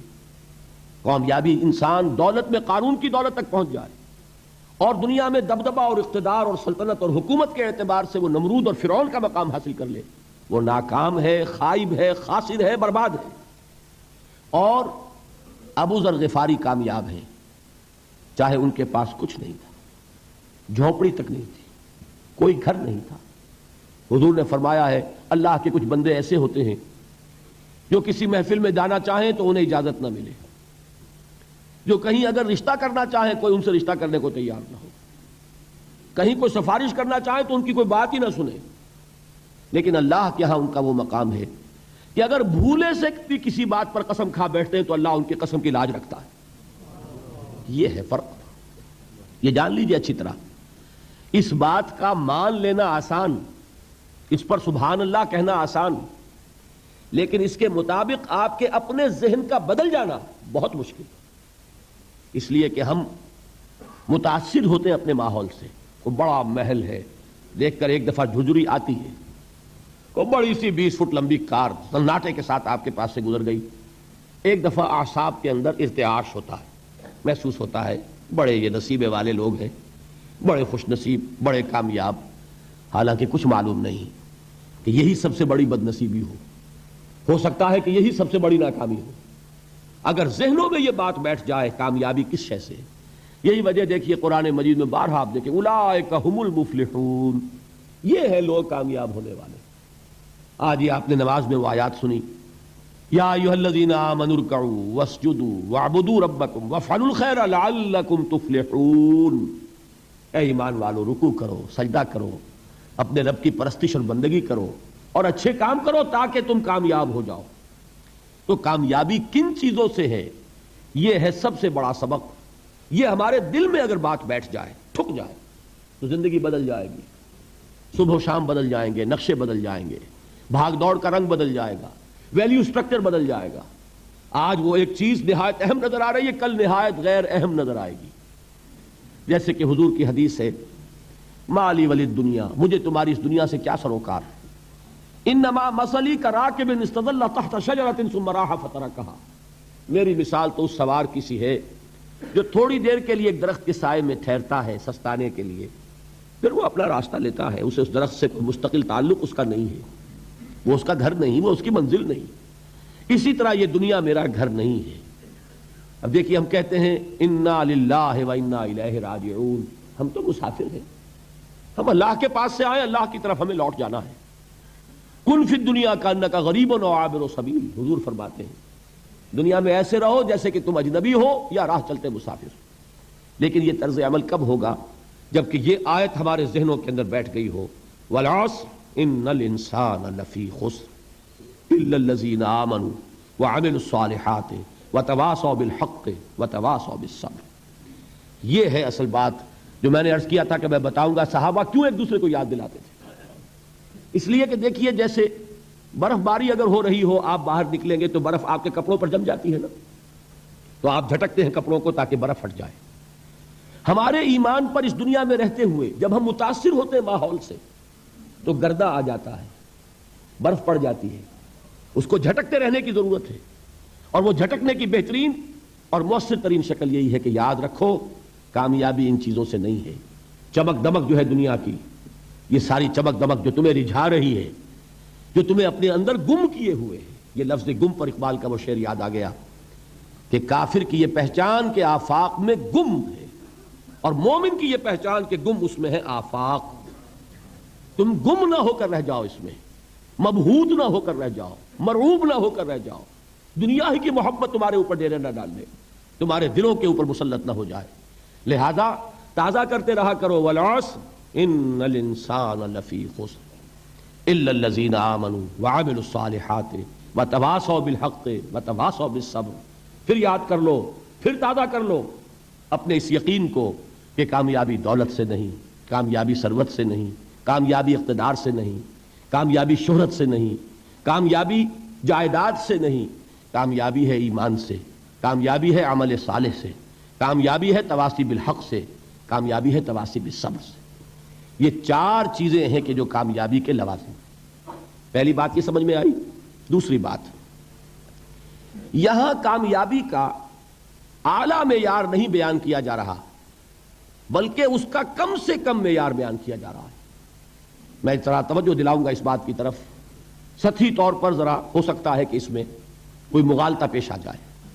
تقابل کیجئے ذرا.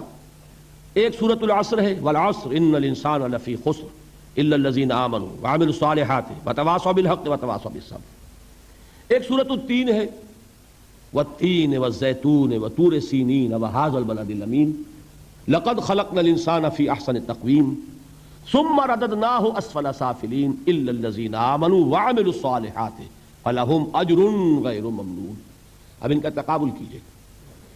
سورۃ العصر یہ بتا رہی ہے کہ سب لوگ تباہی میں ہیں سوائے ان کے جو چار شرطیں پوری کریں. سورۃ التین میں اول تو صرف 2 شرطیں بیان ہوئی، 2 بیان نہیں ہوئی. کام ہلکا ہو گیا نا، آسان ہو گیا. یہاں 4 ہیں، ایمان، عمل صالح، تواصی بالحق، تواصی بالصبر.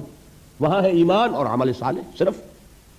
نمبر 2 یہ کہ وہاں فرمایا گیا فَلَهُمْ أَجْرٌ غَيْرُ مَمْنُونَ، ان کے لیے تو بہت بڑا اجر ہے جس کا سلسلہ کبھی منقطع نہیں ہوگا. اور یہاں کہا جا رہا ہے وہ کامیابی ناکامی سے بچ جائیں گے. مستثنیٰ ہے کس سے؟ ان الانسان لفی خسر. یہ بالکل ایسے ہی ہے جیسے کہ کسی کو آپ بچے کو، طالب علم کو کہیں محنت کرو، کوشش کرو، فرسٹ ڈویژن میں پاس ہو جاؤ گے، اور کسی سے آپ یہ کہیں کہ محنت کرو، کوشش کرو ورنہ فیل ہو جاؤ گے. اب ان دونوں کے درمیان جو فرق ہے وہی فرق ہے سورۃ التین میں اور سورۃ العصر میں. سورۃ العصر ناکامی سے استثناء کو بیان کر رہی ہے اور وہاں 4 شرطیں ہیں، اور سورۃ التین یہ اعلیٰ درجات کا بیان ہو رہا ہے اور 2 شرطیں ہیں. اس کو قرآن مجید کی ان اصطلاحات سے بھی اللہ کرے کہ آپ واقف ہو جائیں. ایک کو ہم کہیں گے کہ ایک پر انذار کا رنگ ہے اور دوسرے پر تبشیر کا رنگ ہے. یہ 2 الفاظ بارہا آپ نے پڑھے ہوں گے. سورہ بنی اسرائیل میں فرمایا حضور سے مخاطب ہو کر وَمَا أَرْسَلْنَاكَ إِلَّا مُبَشِّرًا وَنَذِيرًا، اے نبی ہم نے نہیں بھیجا آپ کو مگر بشارت دینے والا اور خبردار کرنے والا بنا کر. سورہ کہف میں جمع کے صیغے میں آیا وَمَا نُرْسِلُ الْمُرْسَلِينَ إِلَّا مُبَشِّرِينَ وَمُنذِرِينَ، ہم نہیں بھیجتے رہے اپنے رسولوں کو مگر مبشر اور نذیر بنا کر. حضور کے بارے میں فرمایا اِنَّا أَرْسَلْنَاكَ شَاهِدًا وَمُبَشِّرًا وَنَذِيرًا. جمع کے صیغے میں سورہ نساء میں فرمایا رسلا مبشرین و منذرین لئلا یکون للناس علی اللہ حجۃ بعد الرسل وکان اللہ عزیزا حکیما۔ ایک ہے ابشار، بشارت دینا، ایک ہے انذار، خبردار کرنا۔ اور آپ کو معلوم ہے کہ کسی بھی تربیت کے اندر ان دونوں چیزوں کی ضرورت ہے۔ کبھی ایسا ہوتا ہے کہ ڈانٹ ڈپٹ کی ضرورت پیش آتی ہے، دھمکی کی ضرورت پیش آتی ہے، باز آ جاؤ، اپنے رویے کو درست کرو ورنہ پکڑ ہوگی، سزا ملے گی۔ کبھی آپ شاباش دیتے ہیں، ہمت کرو، گھبراؤ نہیں، تمہارے اندر صلاحیت ہے، مایوس نہ ہو، ہمت تمہاری کیوں جواب دے رہی ہے، تم بڑے ذہین ہو، محنت کرو، بڑے اعلیٰ درجات ملیں گے۔ قرآن مجید میں یہ دونوں رنگ ہیں جو اختیار کیے گئے، ایک تبشیر کا رنگ ہے، ایک انذار کا رنگ ہے۔ سورۃ العصر میں انذار کا رنگ ہے، خبردار، تمام انسان ہلاکت اور بربادی کا نوالا بننے والے ہیں سوائے ان کے جو 4 شرطیں پوری کریں، الا الذین آمنوا وعملوا الصالحات وتواصوا بالحق وتواصوا بالصبر۔ تو معلوم یہ ہوا کہ یہ کامیابی کے جو منیمم پری ریکویزٹس ہیں، مجھ سے کہا گیا کہ انگریزی کے الفاظ کا فوراً ترجمہ کر دیا کرو، اور میں کر دیتا ہوں۔ اصل میں مغالطہ آپ کو یہ ہوتا ہے میں ترجمہ کہہ کے نہیں کرتا، لیکن اس کے بعد میں فوراً اردو کا مترادف جو ہے وہ لے آتا ہوں، لیکن میں یہ اس لیے استعمال کرتا ہوں انگریزی اصطلاحات، جیسا کہ میں نے عرض کیا تھا کہ میرے اصل مخاطب ہیں جدید تعلیم یافتہ لوگ، اور جدید تعلیم یافتہ لوگوں کے کمیونیکیشن جو ہے، ابلاغ، وہ ان انگریزی اصطلاحات کے ذریعے سے زیادہ بہتر اور صحیح تر ہوتا ہے، ورنہ وہ بات سمجھیں گے نہیں۔ اسی لفظ ابلاغ کو وہ نہیں سمجھیں گے اور کمیونیکیشن کو سمجھ لیں گے۔ یہ ہے اصل میں ساری مصیبت کے جو اس وقت ہمارے سامنے ہے، اس لیے یہ الفاظ ہم استعمال کرتے ہیں۔ تو میں یہ کیا عرض کر رہا تھا کہ در حقیقت ان الانسان لفی خسر الا الذین آمنوا وعملوا الصالحات وتواصوا بالحق وتواصوا بالصبر، یہ منیمم پری ریکویزٹس ہیں، کم سے کم لوازم ہیں نجات کے، ان سے کم تر پر نجات کا کوئی سوال نہیں۔ اس لیے کہ قسم کھا کر اللہ فرما رہا ہے، زمانے کی قسم ہے، تمام انسان خسارے میں ہیں سوائے ان کے جو 4 شرطیں پوری کریں۔ تو تیسری چیز ذہن میں یہ رکھیے، یہ 4 شرطیں لازم ہیں، یہ بہت اہم نکتہ ہے۔ ابھی ہم نے کسی لفظ کی گہرائی میں اتر کر نہیں دیکھا ہے، ابھی تو ہم سرسری طور پر تذکر بالقرآن کے مرحلے میں ہیں۔ پہلی بات کیا معلوم ہوئی، اس میں کامیابی اور ناکامی کا ایک معیار سامنے آیا، ٹھیک۔ نمبر 2، یہ کامیابی کے کم سے کم شرائط کا بیان ہے، منیمم ریکوائرمنٹس۔ میں نے ایک مرتبہ ایچ کالج لاہور میں جب تقریر کی سورۃ العصر پر، تو طلباء کے ذہن کی مناسبت کے اعتبار سے کہا کہ بھائی یہ فرسٹ ڈویژن کا بیان نہیں ہے، یہ 3rd ڈویژن میں کامیابی کا بیان ہے، اس سے کم تر پر فیلیور ہے۔ اس لیے کہ فرمایا گیا والعصر ان الانسان لفی خسر الا الذین آمنوا وعملوا الصالحات وتواصوا بالحق وتواصوا بالصبر۔ اسی کو میں نے اس وقت آپ کے سامنے رکھا کہ اس پر انذار کا رنگ ہے، خبردار کرنے کا انداز ہے، زجر کا، ڈانٹ ڈپٹ کا انداز ہے کہ اگر کامیابی چاہتے ہو تو یہ 4 شرطیں پوری کرنی ہوں گی۔ اب تیسری بات جو عرض کر رہا ہوں یہ اہم ترین ہے کہ یہ 4 شرطیں لازم ہیں۔ اگر اللہ تعالیٰ نے کامیابی کے لیے 4 شرطیں بیان کی ہوں تو سوچئے کیا مجھے یہ اختیار ہے کہ ان میں سے 1 کم کر دوں، 2 کم کر دوں، 3 کم کر دوں؟ کس کو اختیار ہے؟ اللہ کے بیان کردہ کسی چیز میں اختیار۔ یہ تو حضور سے کہا گیا تھا، سورہ یونس میں ہے، مطالبہ کیا مطالبہ کرنے والوں نے، ایت بقرآن غیر ھذا وبدل ہو، اے محمد صلی اللہ علیہ وسلم یہ قرآن بہت ریجڈ ہے، بہت سخت ہے، ان کمپرومائزنگ ہے، یہ کہیں بھی کوئی رو رعایت کرنے کو تیار نہیں ہے، تو ہمارا اور آپ کا معاملہ نہیں ہو سکتا اس قرآن پر، اس قرآن میں کچھ ترمیم کیجئے یا کوئی اور قرآن لائیے۔ تو حضور سے کیا کہلوایا گیا، قل ما یکون لی ان ابدلہ من تلقاء نفسی ان اتبع الا ما یوحی الی، اے نبی ان سے کہہ دیجئے میرے لیے ہرگز ممکن نہیں ہے کہ میں اس قرآن میں اپنے جی سے کوئی ترمیم کر دوں، کوئی تبدیلی کر دوں، میں تو خود پابند ہوں اس کا جو مجھ پر وحی کیا جا رہا ہے، سب سے پہلے میں خود اس پر عمل کرنے والا، میں خود اس کا پابند ہوں۔ تو غور کیجئے، قرآن بیان کر رہا ہے کہ 4 شرطیں ہیں نجات کی، اور آپ کے دل میں یہ بات بٹھا دی گئی ہے کہ صرف کلمہ گو ہونا نجات کے لیے کافی ہے، صرف ایمان سے نجات ہو جائے گی۔ یہ بات جو ہے ذہن میں رکھیے، ایک نجات وہ ہے جو ہزار برس تک جہنم میں کوئلہ بننے کے بعد نجات ہو، میں اس نجات کی بات نہیں کر رہا، وہ نجات تو ملے گی یقیناً۔ جس شخص کے دل میں رائی کے دانے کے برابر بھی ایمان ہوگا، وہ اپنے اعمال کی، اپنے کرتوتوں کی سزا بھگت کر بالآخر جنت کے اندر داخل کیا جائے گا، جہنم سے نکالا جائے گا، اور نکالا جائے گا تو اس وقت حال کیا ہوگا، جیسے جلا ہوا کوئلہ، اس کے سوا کچھ نہیں۔ حدیث میں اس کی شرح آئی ہے. لیکن یہ نجات نہیں، نجات وہ کہ جو اللہ تعالیٰ میدان حشر ہی میں ہماری مغفرت کا اعلان فرمائے، اللہ تعالیٰ اول وہلے میں ہمیں جنت میں داخل فرمائے. اس نجات کی بات کر رہا ہوں. وہ نجات جان لیجئے محض کلمہ گو ہونے کی بدولت نہیں ملے گی. اس نجات کے لیے شرط اول ایمان، شرط دوم عمل صالح، شرط ثالث تواصی بالحق، اور چوتھی شرط تواصی بالصبر. یہ قرآن کا بیان ہے، یہ کسی انسان کا کلام نہیں ہے کہ اس میں ترمیم کی جا سکے. 4 شرطیں پوری ہوں گی تو نجات ہوگی.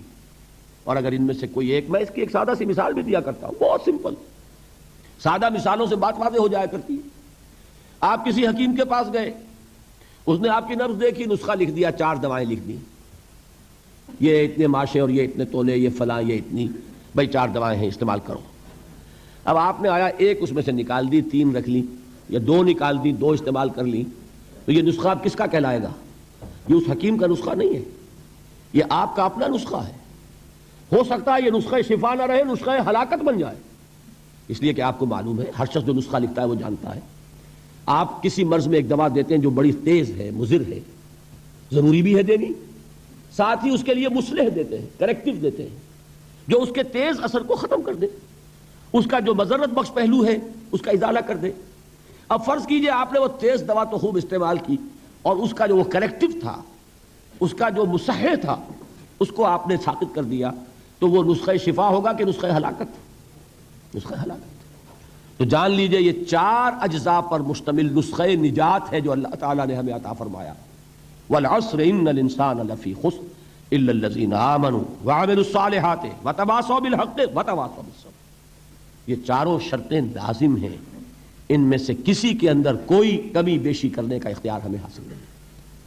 دیکھیے یہی وجہ ہے، وہ جو کتابچہ ہے میرا شائع شدہ سورۃ العصر پر، اس میں نے امام راضی کا ایک جملہ نقل کیا. میں حیران ہو گیا، ان کی عظمت مجھ پر منکشف ہوئی جب میں نے سورۃ العصر کی تفسیر میں ان کے یہ الفاظ دیکھے. امام راضی کی بات یہ ہے، اگرچہ کچھ لوگ ان سے بدظن بھی ہیں، کچھ حضرات نے یہ جملہ بھی کس دیا ہے تفسیر راضی کے بارے میں، فیہ کل شیء الا القرآن، لیکن یہ ہے کچھ اہل علم کی اندر کی باتیں آپس کی. امام راضی کا اصول یہ ہے کہ وہ عبارت کو سامنے رکھ کر جو اس سے نتیجہ نکلتا ہے خالص آبجیکٹیولی، معروضی طور پر وہ برآمد کرتے ہیں اور اس ٹیکسٹ کو فالو کرتے ہیں. چنانچہ انہوں نے جو جملہ اس میں لکھا ہے، وہ کہتے ہیں اس 3 آیت کے بارے میں، اعلم ان هذه الآیہ فیہا وعید شدید.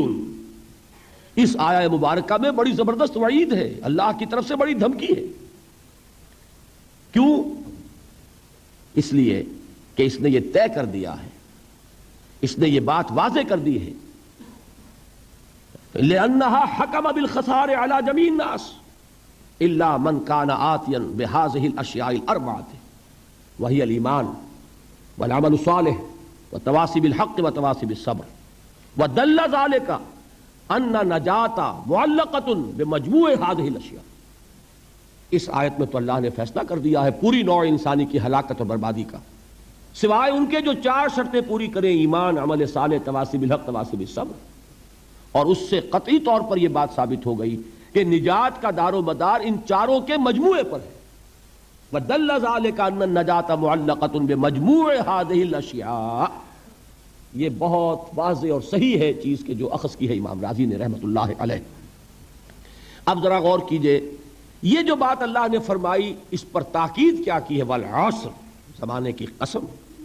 ویسے تو اللہ تعالیٰ بغیر قسم کھائے بھی جو بات فرمائے مستند ہے ان کا فرمایا ہوا، کسی شک و شبے کی گنجائش نہیں. لیکن جہاں اللہ تعالیٰ کسی بات پر چاہتا ہے زور دینا، کسی بات پر چاہتا ہے کہ تمہیں پختہ یقین ہو جائے، وہاں وہ قسم کھا کر کہتا ہے والعصر ان الانسان لفی خسر الا الذین آمنوا وعملوا الصالحات وتواصوا بالحق وتواصوا بالصبر. 4 باتیں میں نے عرض کی تھیں ابتدائی تمہیدی، 4 ہی باتیں ہیں تذکر بالقرآن کے درجے میں. اس سورہ مبارکہ کو بحیثیت مجموعی اپنے ذہن کے سامنے رکھ کر نتیجے نکالنا، اس میں کامیابی کا ایک معیار ہے، کامیابی کے کم سے کم لوازم کا بیان ہے، اس میں جو 4 چیزیں بیان ہوئی ہیں وہ لازمی ہیں، اور نمبر 4 یہ کہ یہ نہایت مؤکد کلام ہے جس پر کہ اللہ نے قسم کھائی. اب آئیے تدبر بالقرآن کے درجے میں اب ایک ایک لفظ کو لیجئے، اس کی گہرائیوں میں اتریے. دو آیتوں پر انشاءاللہ تعالی ہم آج غور کریں گے، اور یہ جو بقیہ آیت ہے اس پر تو 4 دن باقی جو ہیں، ایمان کی حقیقت کیا ہے، عمل صالح کسے کہتے ہیں، تواصی بالحق کیا ہے، تواصی بالصبر، اس پر تو جیسا کہ آپ کو معلوم ہے ایک ایک دن ہمیں ایک ایک موضوع پر گفتگو کرنی ہے۔ آج پہلی بات سمجھیے والعصر۔ ابھی تک دیکھیے میں نے اس کا ایک ہی ترجمہ کیا، زمانہ کی قسم ہے۔ اب ذرا گہرائی میں سمجھیے کہ یہ زمانے کی قسم کیوں کھائی۔ سب سے پہلے یہ جانیے قرآن مجید میں اللہ نے قسمیں کیوں کھائی، اور قسم کھانے سے مراد کیا ہے۔ ہم جب قسم کھاتے ہیں، یہ مغالطہ ہو گیا ہے بعض حضرات کو، اور اسی وجہ سے وہ بہت دور دراز بحثوں میں الجھ گئے۔ ہم جب قسم کھاتے ہیں تو کسی عظیم ہستی کی قسم کھاتے ہیں، ورنہ ہماری قسم میں کوئی معنی نہیں ہوں گے۔ گلاس کی قسم ہے تو کیا مطلب ہوگا اس کا؟ اس میز کی قسم ہے، کوئی معنی نہیں اس کی۔ اللہ کی قسم ہے، جب یہ ہم کہتے ہیں تو قسم کے اصل مفہوم کیا ہے؟ گواہی، شہادت۔ جب میں قسم کھاتا ہوں، میں اللہ کی قسم کھا کر کہہ رہا ہوں کہ یہ بات درست ہے، تو میں نے اللہ کو گواہ بنایا کہ جو کچھ میں کہہ رہا ہوں وہ صحیح۔ جب ہم قسم کھا کر کوئی وعدہ کرتے ہیں، اس میں بھی گویا کہ اللہ کو گواہ بناتے ہیں۔ اللہ شہید بیننا و بینکم، اللہ گواہ ہے ہمارے اور تمہارے مابین کہ اب یہ جو معاہدہ ہوا ہے یہ ہمارے درمیان طے پا گیا، اور ہم دونوں کو اس کی پیروی کرنی ہے اور اس کا ایفا کرنا ہے۔ تو قسم کا اصل مفاد ہے گواہی، شہادت۔ اور اللہ نے جو قسمیں کھائی ہیں قرآن مجید میں، آپ کو معلوم ہے، کہیں والتین والزیتون وطور سینین، کہیں والسماء والطارق، آسمان کی قسم، سورج کی قسم، والشمس وضحاہا، رات کی قسم، دن کی قسم۔ اللہ تعالیٰ نے مخلوقات کی قسم کھائی، جبکہ ہم قسم کھاتے ہیں کسی عظیم ہستی کی، اس لیے کہ ہماری قسم بے معنی ہے جب تک کہ کسی عظیم ہستی کا ذکر نہ آئے۔ لیکن اللہ تعالیٰ کی قسم میں کسی شے کی عظمت کا کوئی دخل نہیں، اس لیے کہ یہاں قسم کھانے والا خود عظیم ترین ہے، اس سے عظیم تر تو کوئی شے نہیں۔ لہذا یہاں قرآن مجید میں جو قسمیں کھائی گئیں ان میں کسی شے کی عظمت کا معاملہ نہیں ہے، بلکہ مجرد شہادت اور گواہی۔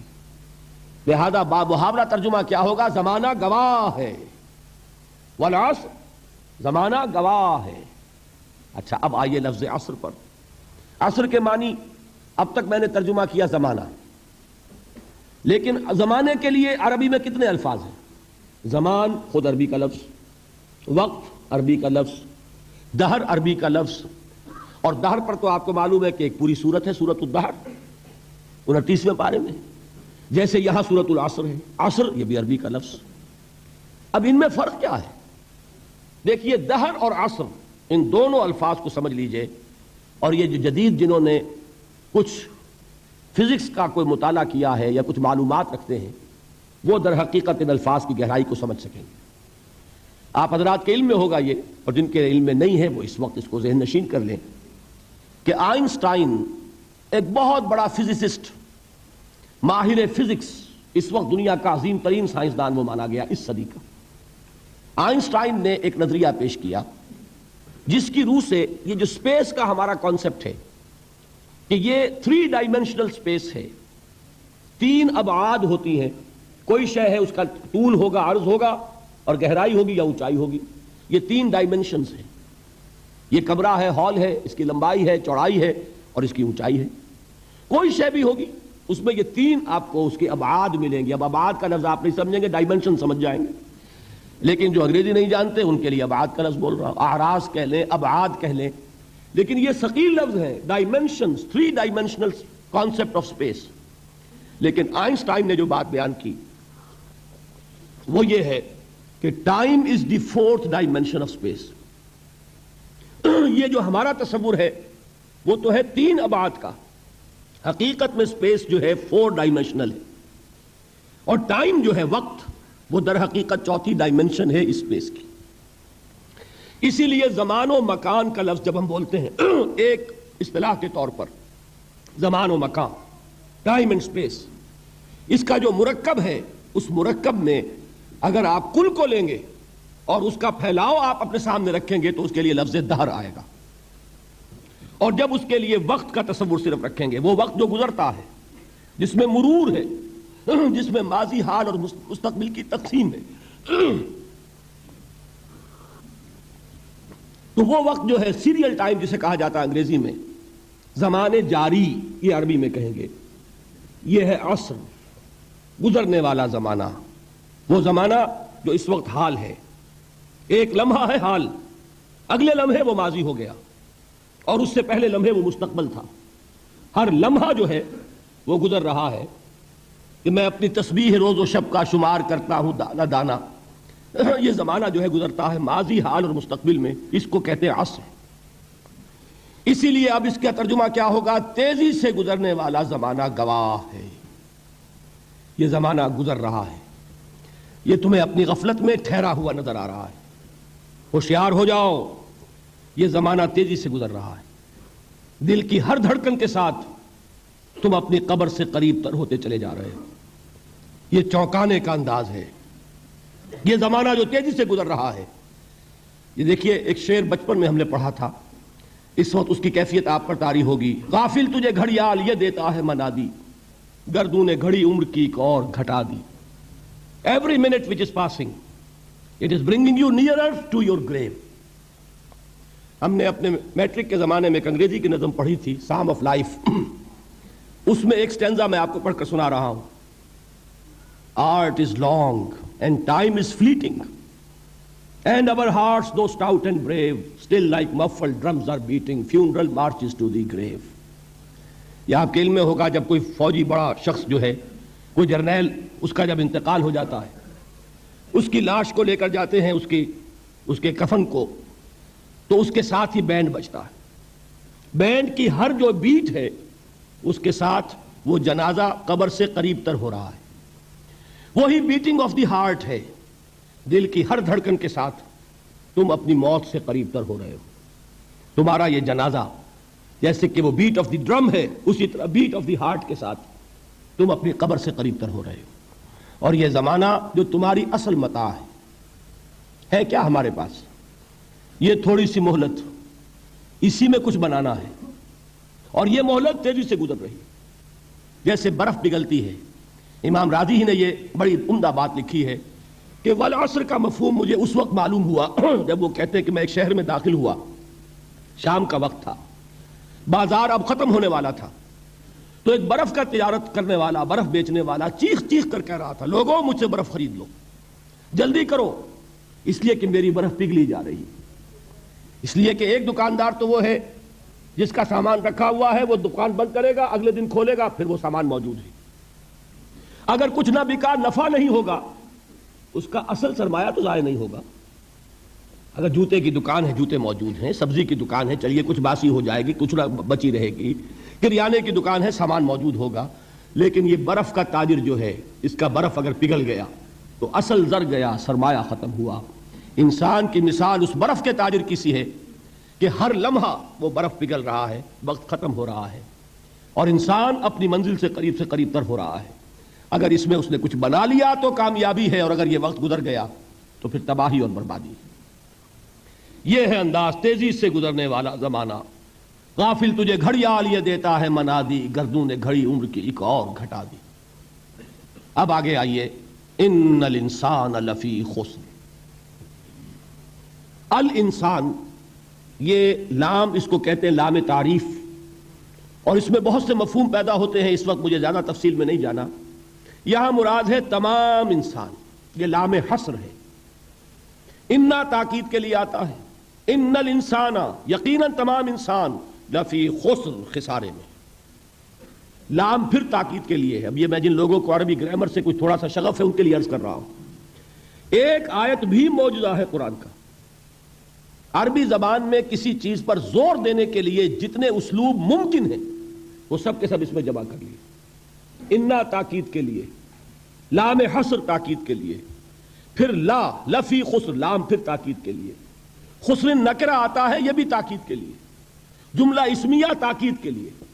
جتنے بھی امکانات ہیں عربی زبان میں زور دینے کے کسی چیز پر، وہ سب کے سب اس ایک جملے میں جمع کر دیے گئے، ان الانسان لفی خسر۔ ذرا اس آیت پر اب نگاہ کو مرتکز کیجئے، انسان کا خسارہ کیا ہے؟ دیکھیے، سب سے پہلے میں آپ کی توجہ دلاؤں گا، ذرا آنکھیں کھول کر قلب حساس کے ساتھ نوع انسانی کا مشاہدہ کیجئے۔ کیسے کیسے دکھ، کتنی تکلیفیں، کتنی محنت، کتنی مشقت ہے جو ہر انسان کا مقدر ہے۔ قرآن مجید میں ایک مکمل سورت ہے، سورت البلد، اس میں اللہ تعالیٰ نے متعدد قسمیں کھا کر ایک بات کہی، لا اقسم بہذا البلد وانت حل بہذا البلد ووالد وما ولد لقد خلقنا الانسان فی کبد۔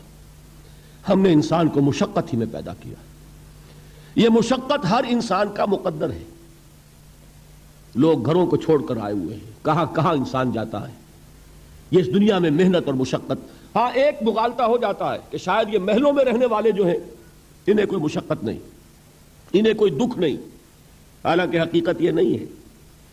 جو جتنا امیر ہے آپ دیکھیں گے اس کی جسمانی مشقت کم ہے، ذہنی کوفت زیادہ ہے۔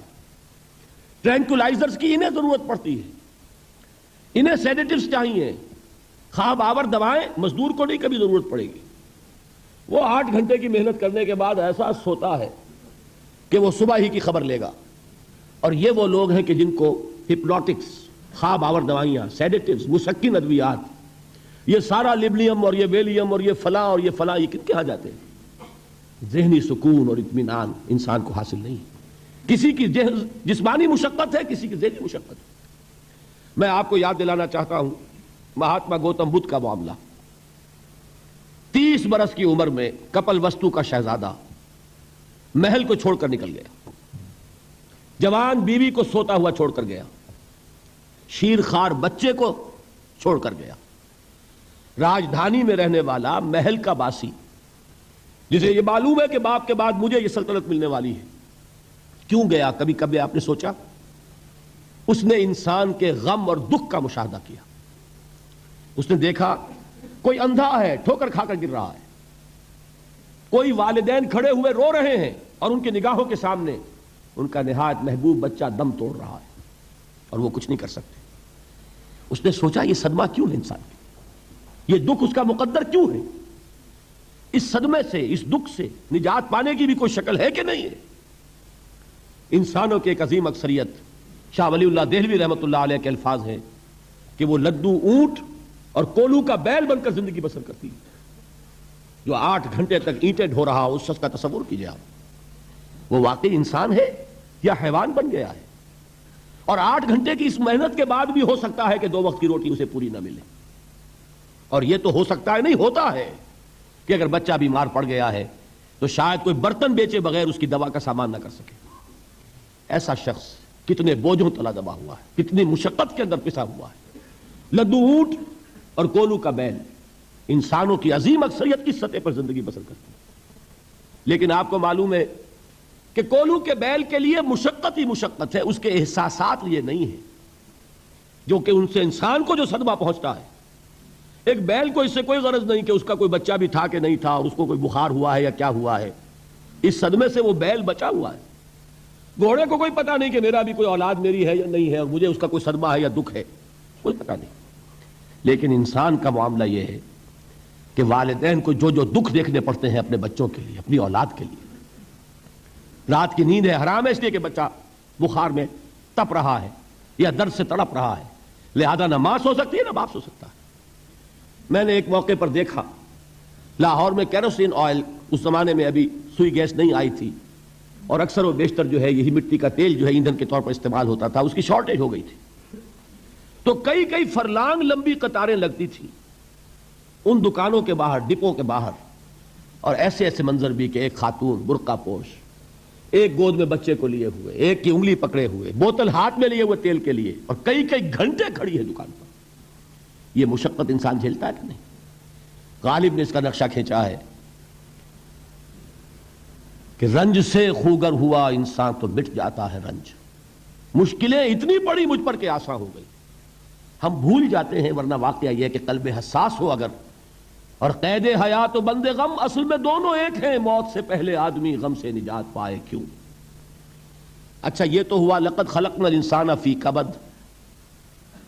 حیوانات کا معاملہ ایک اور اعتبار سے آسان ہے، ان سے کوئی محاسبہ بھی ہے کیا؟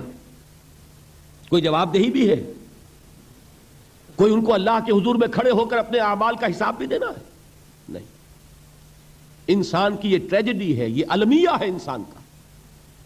اس کو بھی قرآن مجید کی ایک سورت میں قسمیں کھا کر اذا السماء انشقت، اس کے بعد کیا فرمایا؟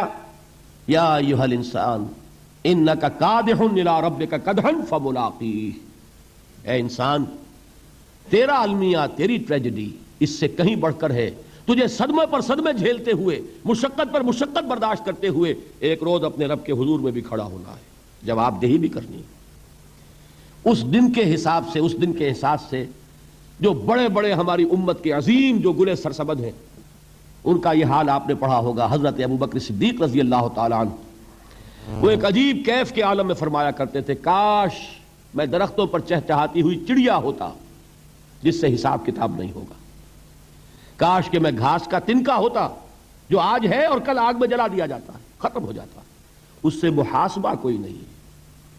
وہ جس کے احساس سے کہ حضرت عمر جو ہیں اپنے انتقال کے وقت سخت بے چین تھے، ان کے بیٹے حضرت عبداللہ ابن عمر رضی اللہ تعالیٰ عنہما نے ان کا سر جو ہے وہ اپنے زانوں پر رکھ لیا تو کہا نیچے ڈال دو، ایک عجیب بے کلی اور بے چینی۔ انہوں نے کہا ابا جان آپ کیوں پریشان ہیں، آپ تو عشرہ مبشرہ میں سے ہیں، آپ کو تو اللہ تعالیٰ نے جنت کی بشارت حضور کے ذریعے سے اس دنیا میں دی۔ حضرت عمر فرماتے ہیں کہ خدا کی قسم اگر قیامت کے دن عمر برابر سرابر پر چھوٹ گیا تو بہت بڑی کامیابی تصور کرے۔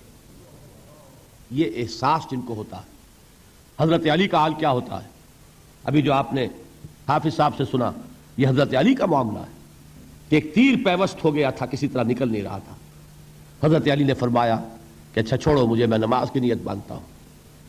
نماز کی نیت پڑھتے تھے تو لرزتے تھے، کانپتے تھے، کس کے سامنے کھڑا ہوں اور کس کے سامنے مجھے ایک دن جواب دہی کے لیے کھڑا ہونا ہوگا۔ لن تزولا قدم ابن آدم، حضور نے خبر دی ہے ابن آدم کے قدم ہل نہیں سکیں گے۔ جیسے مجرم کھڑا ہوتا ہے کٹہرے کے اندر، اس کٹہرے میں سے ہل نہیں سکو گے حتی یسأل عن خمس، جب تک کہ 5 چیزوں کا حساب نہ لے لیا جائے۔ وہ 5 چیزیں کیا ہیں؟ کان کھول کر سنیے۔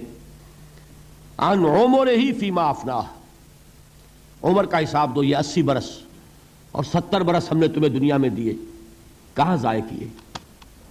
وعن شبابہ فیما ابلاہ، اور خاص طور پر جوانی کا دور، امنگوں کے دن، ولولے ہوتے ہیں، قوت ہوتی ہے، توانائی ہوتی ہے، آدمی چلتے ہوئے زمین پر پاؤں مارتا ہے، قوت جو ہے وہ اپنا اظہار چاہتی ہے۔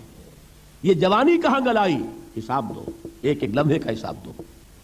وَعَن مَالِهِ مِنْ أَيْنَ اكْتَسَبَهُ وَفِيمَا أَنفَقَهُ، ایک ایک پائی کا حساب دو، مال کا کہاں سے کمایا تھا، حلال سے کہ حرام سے، اور کہاں خرچ کیا تھا، گل چھروں میں، عیاشیوں میں، یا نیکی کے کاموں میں، ادائے حقوق میں، اللہ کے دین کے لیے۔ 4 سوال ہو گئے۔ 2 زندگی کے بارے میں، ایک زندگی پوری بحیثیت مجموعی کہاں کس کام میں لگائی، اور خاص طور پر شباب کا دور کہاں لگایا۔ 2 سوال مال کے بارے میں، کمایا کہاں سے، حلال سے کہ حرام سے، جائز سے کہ ناجائز سے، خرچ کہاں کیا۔ اور آخری سوال وعما عمل فیما علم، جو علم حاصل کیا تھا اس میں عمل کتنا کیا۔ علم کے انبار لگاتے چلے گئے اور عمل کے آغاز کی بھی نوبت نہ آئی۔ یہ علم جو ہے یہ اس روز سب سے بڑا وبال بن جائے گا انسان۔ اتنا علم اور عمل کچھ نہیں، بجائے کہ کریڈٹ کا ذریعہ بنے یہ الٹا ڈیبٹ کا کھاتا بن جائے گا۔ یہ جواب دہی کا احساس ہے کہ جس کی وجہ سے انسان کی ٹریجڈی جو ہے وہ دوہری ہے۔ کوئی حیوان اتنے بوجھ تلے نہیں، مشقت کی، محنت کی، اس زندگی میں ختم ہوئے، اس کے بعد کوئی محاسبہ نہیں۔ اس کو بھی غالب نے خوب کہا ہے کہ اب تو گھبرا کے یہ کہتے ہیں کہ مر جائیں گے، اور مر کے بھی چین نہ پایا تو کدھر جائیں گے۔ یہ ہے وہ ہیومن ٹریجڈی۔ اب میں آپ کو توجہ دلانا چاہتا ہوں، ایک تو گوتم بدھ کا فلسفہ، اس کے فلسفے کا مین تھیم یہ ہے سروم دکھم، آل از پین، آل از سفرنگ۔ اور اس نے جو بھی اپنی محنت کی، یہ تو اللہ ہی بہتر جانتا ہے کہ اسے بعد میں ملا کیا اور کیا نہیں ملا۔ ایک بات آپ سے عرض کر دوں گوتم بدھ کے بارے میں، ایک بہت جید عالم میرے نزدیک بر صغیر پاک و ہند کے علماء میں جو اس صدی کے علماء ہیں ان میں ان کا بہت اونچا مقام ہے، مولانا مناظر احسن گیلانی رحمۃ اللہ علیہ۔ گیلان قصبہ ہے ایک بہار کا، وہاں کے رہنے والے تھے، ان کی زندگی زیادہ گزری حیدرآباد دکن میں، عثمانیہ یونیورسٹی میں استاد رہے۔ انہوں نے گوتم بدھ کے بارے میں یہ لکھا ہے کہ میرا یہ گمان ہے کہ وہ بھی اللہ کے نبی تھے، اور اس کی دلیل دی ہے۔ قرآن مجید میں ایک رسول کا ذکر آتا ہے ذوالکفل، اور یہ ذوالکفل وہ ہے جس کے بارے میں ہمیں کچھ پتہ نہیں۔ قرآن مجید میں بھی ایک جگہ ذکر آیا ہے۔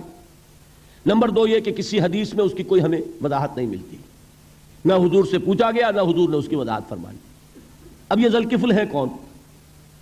تورات میں جو نبیوں کے نام آتے ہیں ان میں سے کسی نبی کا نام ذوالکفل کے آس پاس نہیں بنتا کہ یہ سمجھا جائے کہ یہ اس نام کی بگڑی ہوئی یا بدلی ہوئی شکل بن گئی ہے۔ تو انہوں نے جو کہا ہے وہ بات وزنی معلوم ہوتی ہے اس اعتبار سے کہ کپل وستو، کپل پے جو ہے وہ عربی میں ہے نہیں، وہ فے بنتی ہے۔ تو ذوالکفل کے معنی کفل والا، اور یہ کفل جو ہے کپل، کپل والا، جس کو ہم کہتے ہیں کپل وستو کا شہزادہ۔ تو انہوں نے یہ کہا ہے کہ گوتم بدھ کے بارے میں یہ خیال، یہ میں عرض کر دوں کہ اس کو ہم یقین سے نہیں کہہ سکتے، یہ ان کا گمان ہے، خیال ہے، واللہ عالم کہیں گے ہم، لیکن امکان ضرور موجود ہے۔ قرآن کہتا ہے وَلِكُلِّ قَوْمٍ ہَادٍ، ہم نے ہر قوم میں ہادی بھیجے، وَإِن مِّن قَرْيَةٍ إِلَّا خَلَا فِيهَا نَذِيرٌ، کوئی بستی ایسی نہیں دنیا میں جس میں کوئی نہ کوئی خبردار کرنے والا نہ آیا ہو۔ تو یہ ممکن نہیں ہے کہ وہاں نبی نہ آئے ہوں، لیکن ان کی تعلیمات اتنی بدل گئی ہیں کہ ہم ان کو پہچان نہیں سکتے۔ حضرت مسیح علیہ السلام کی تعلیمات اگر عیسائیوں سے ہم سمجھیں تو کبھی بھی انہیں اللہ کا نبی نہیں مان سکتے۔ یہ تو قرآن مجید نے آ کر حضرت مسیح علیہ السلام کی اصل حقیقت ہمیں بتائی، ورنہ تو خدا کا بیٹا ثالث و ثلاثہ ان کو کیسے ہم مانتے ہیں؟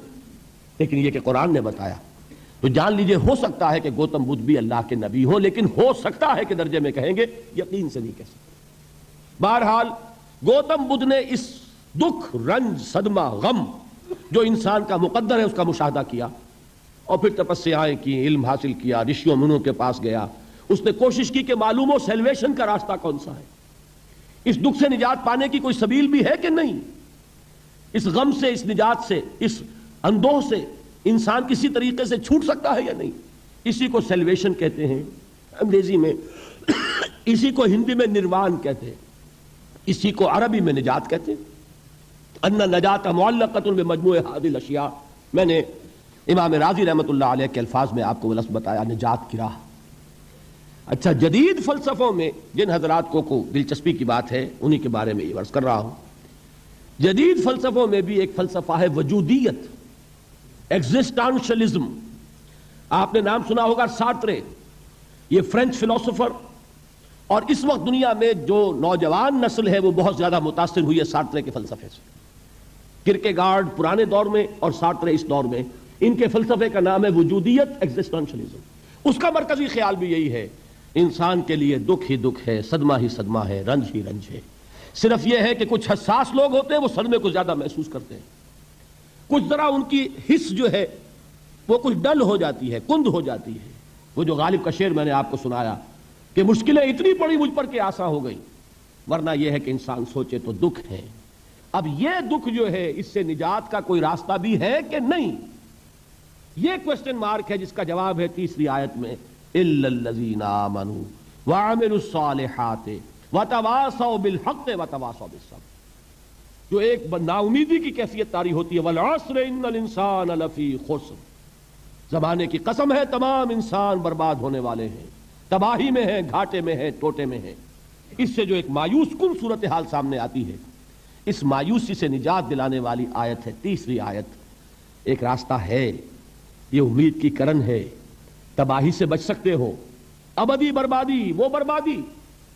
یہاں تو یہ ہے کہ ہم نے مشقتیں اٹھا لیں، فاقے جھیل لیے، تکلیفیں برداشت کر لیں، صدمے برداشت کر لیے، لیکن موت آئی، اس کا خاتمہ ہو گیا۔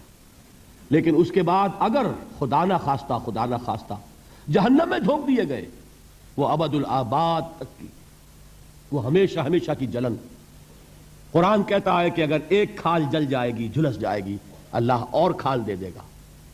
دیکھیے یہ بھی جدید دور میں آپ کو معلوم ہوگا، بورس بکائی نے جو کتاب لکھی ہے دی فرینچ سرجن، اس نے ثابت کیا ہے کہ قرآن مجید نے جتنے نیچرل فینومینا کا حوالہ دیا ہے وہ بالکل سائنس کے مطابق ہے۔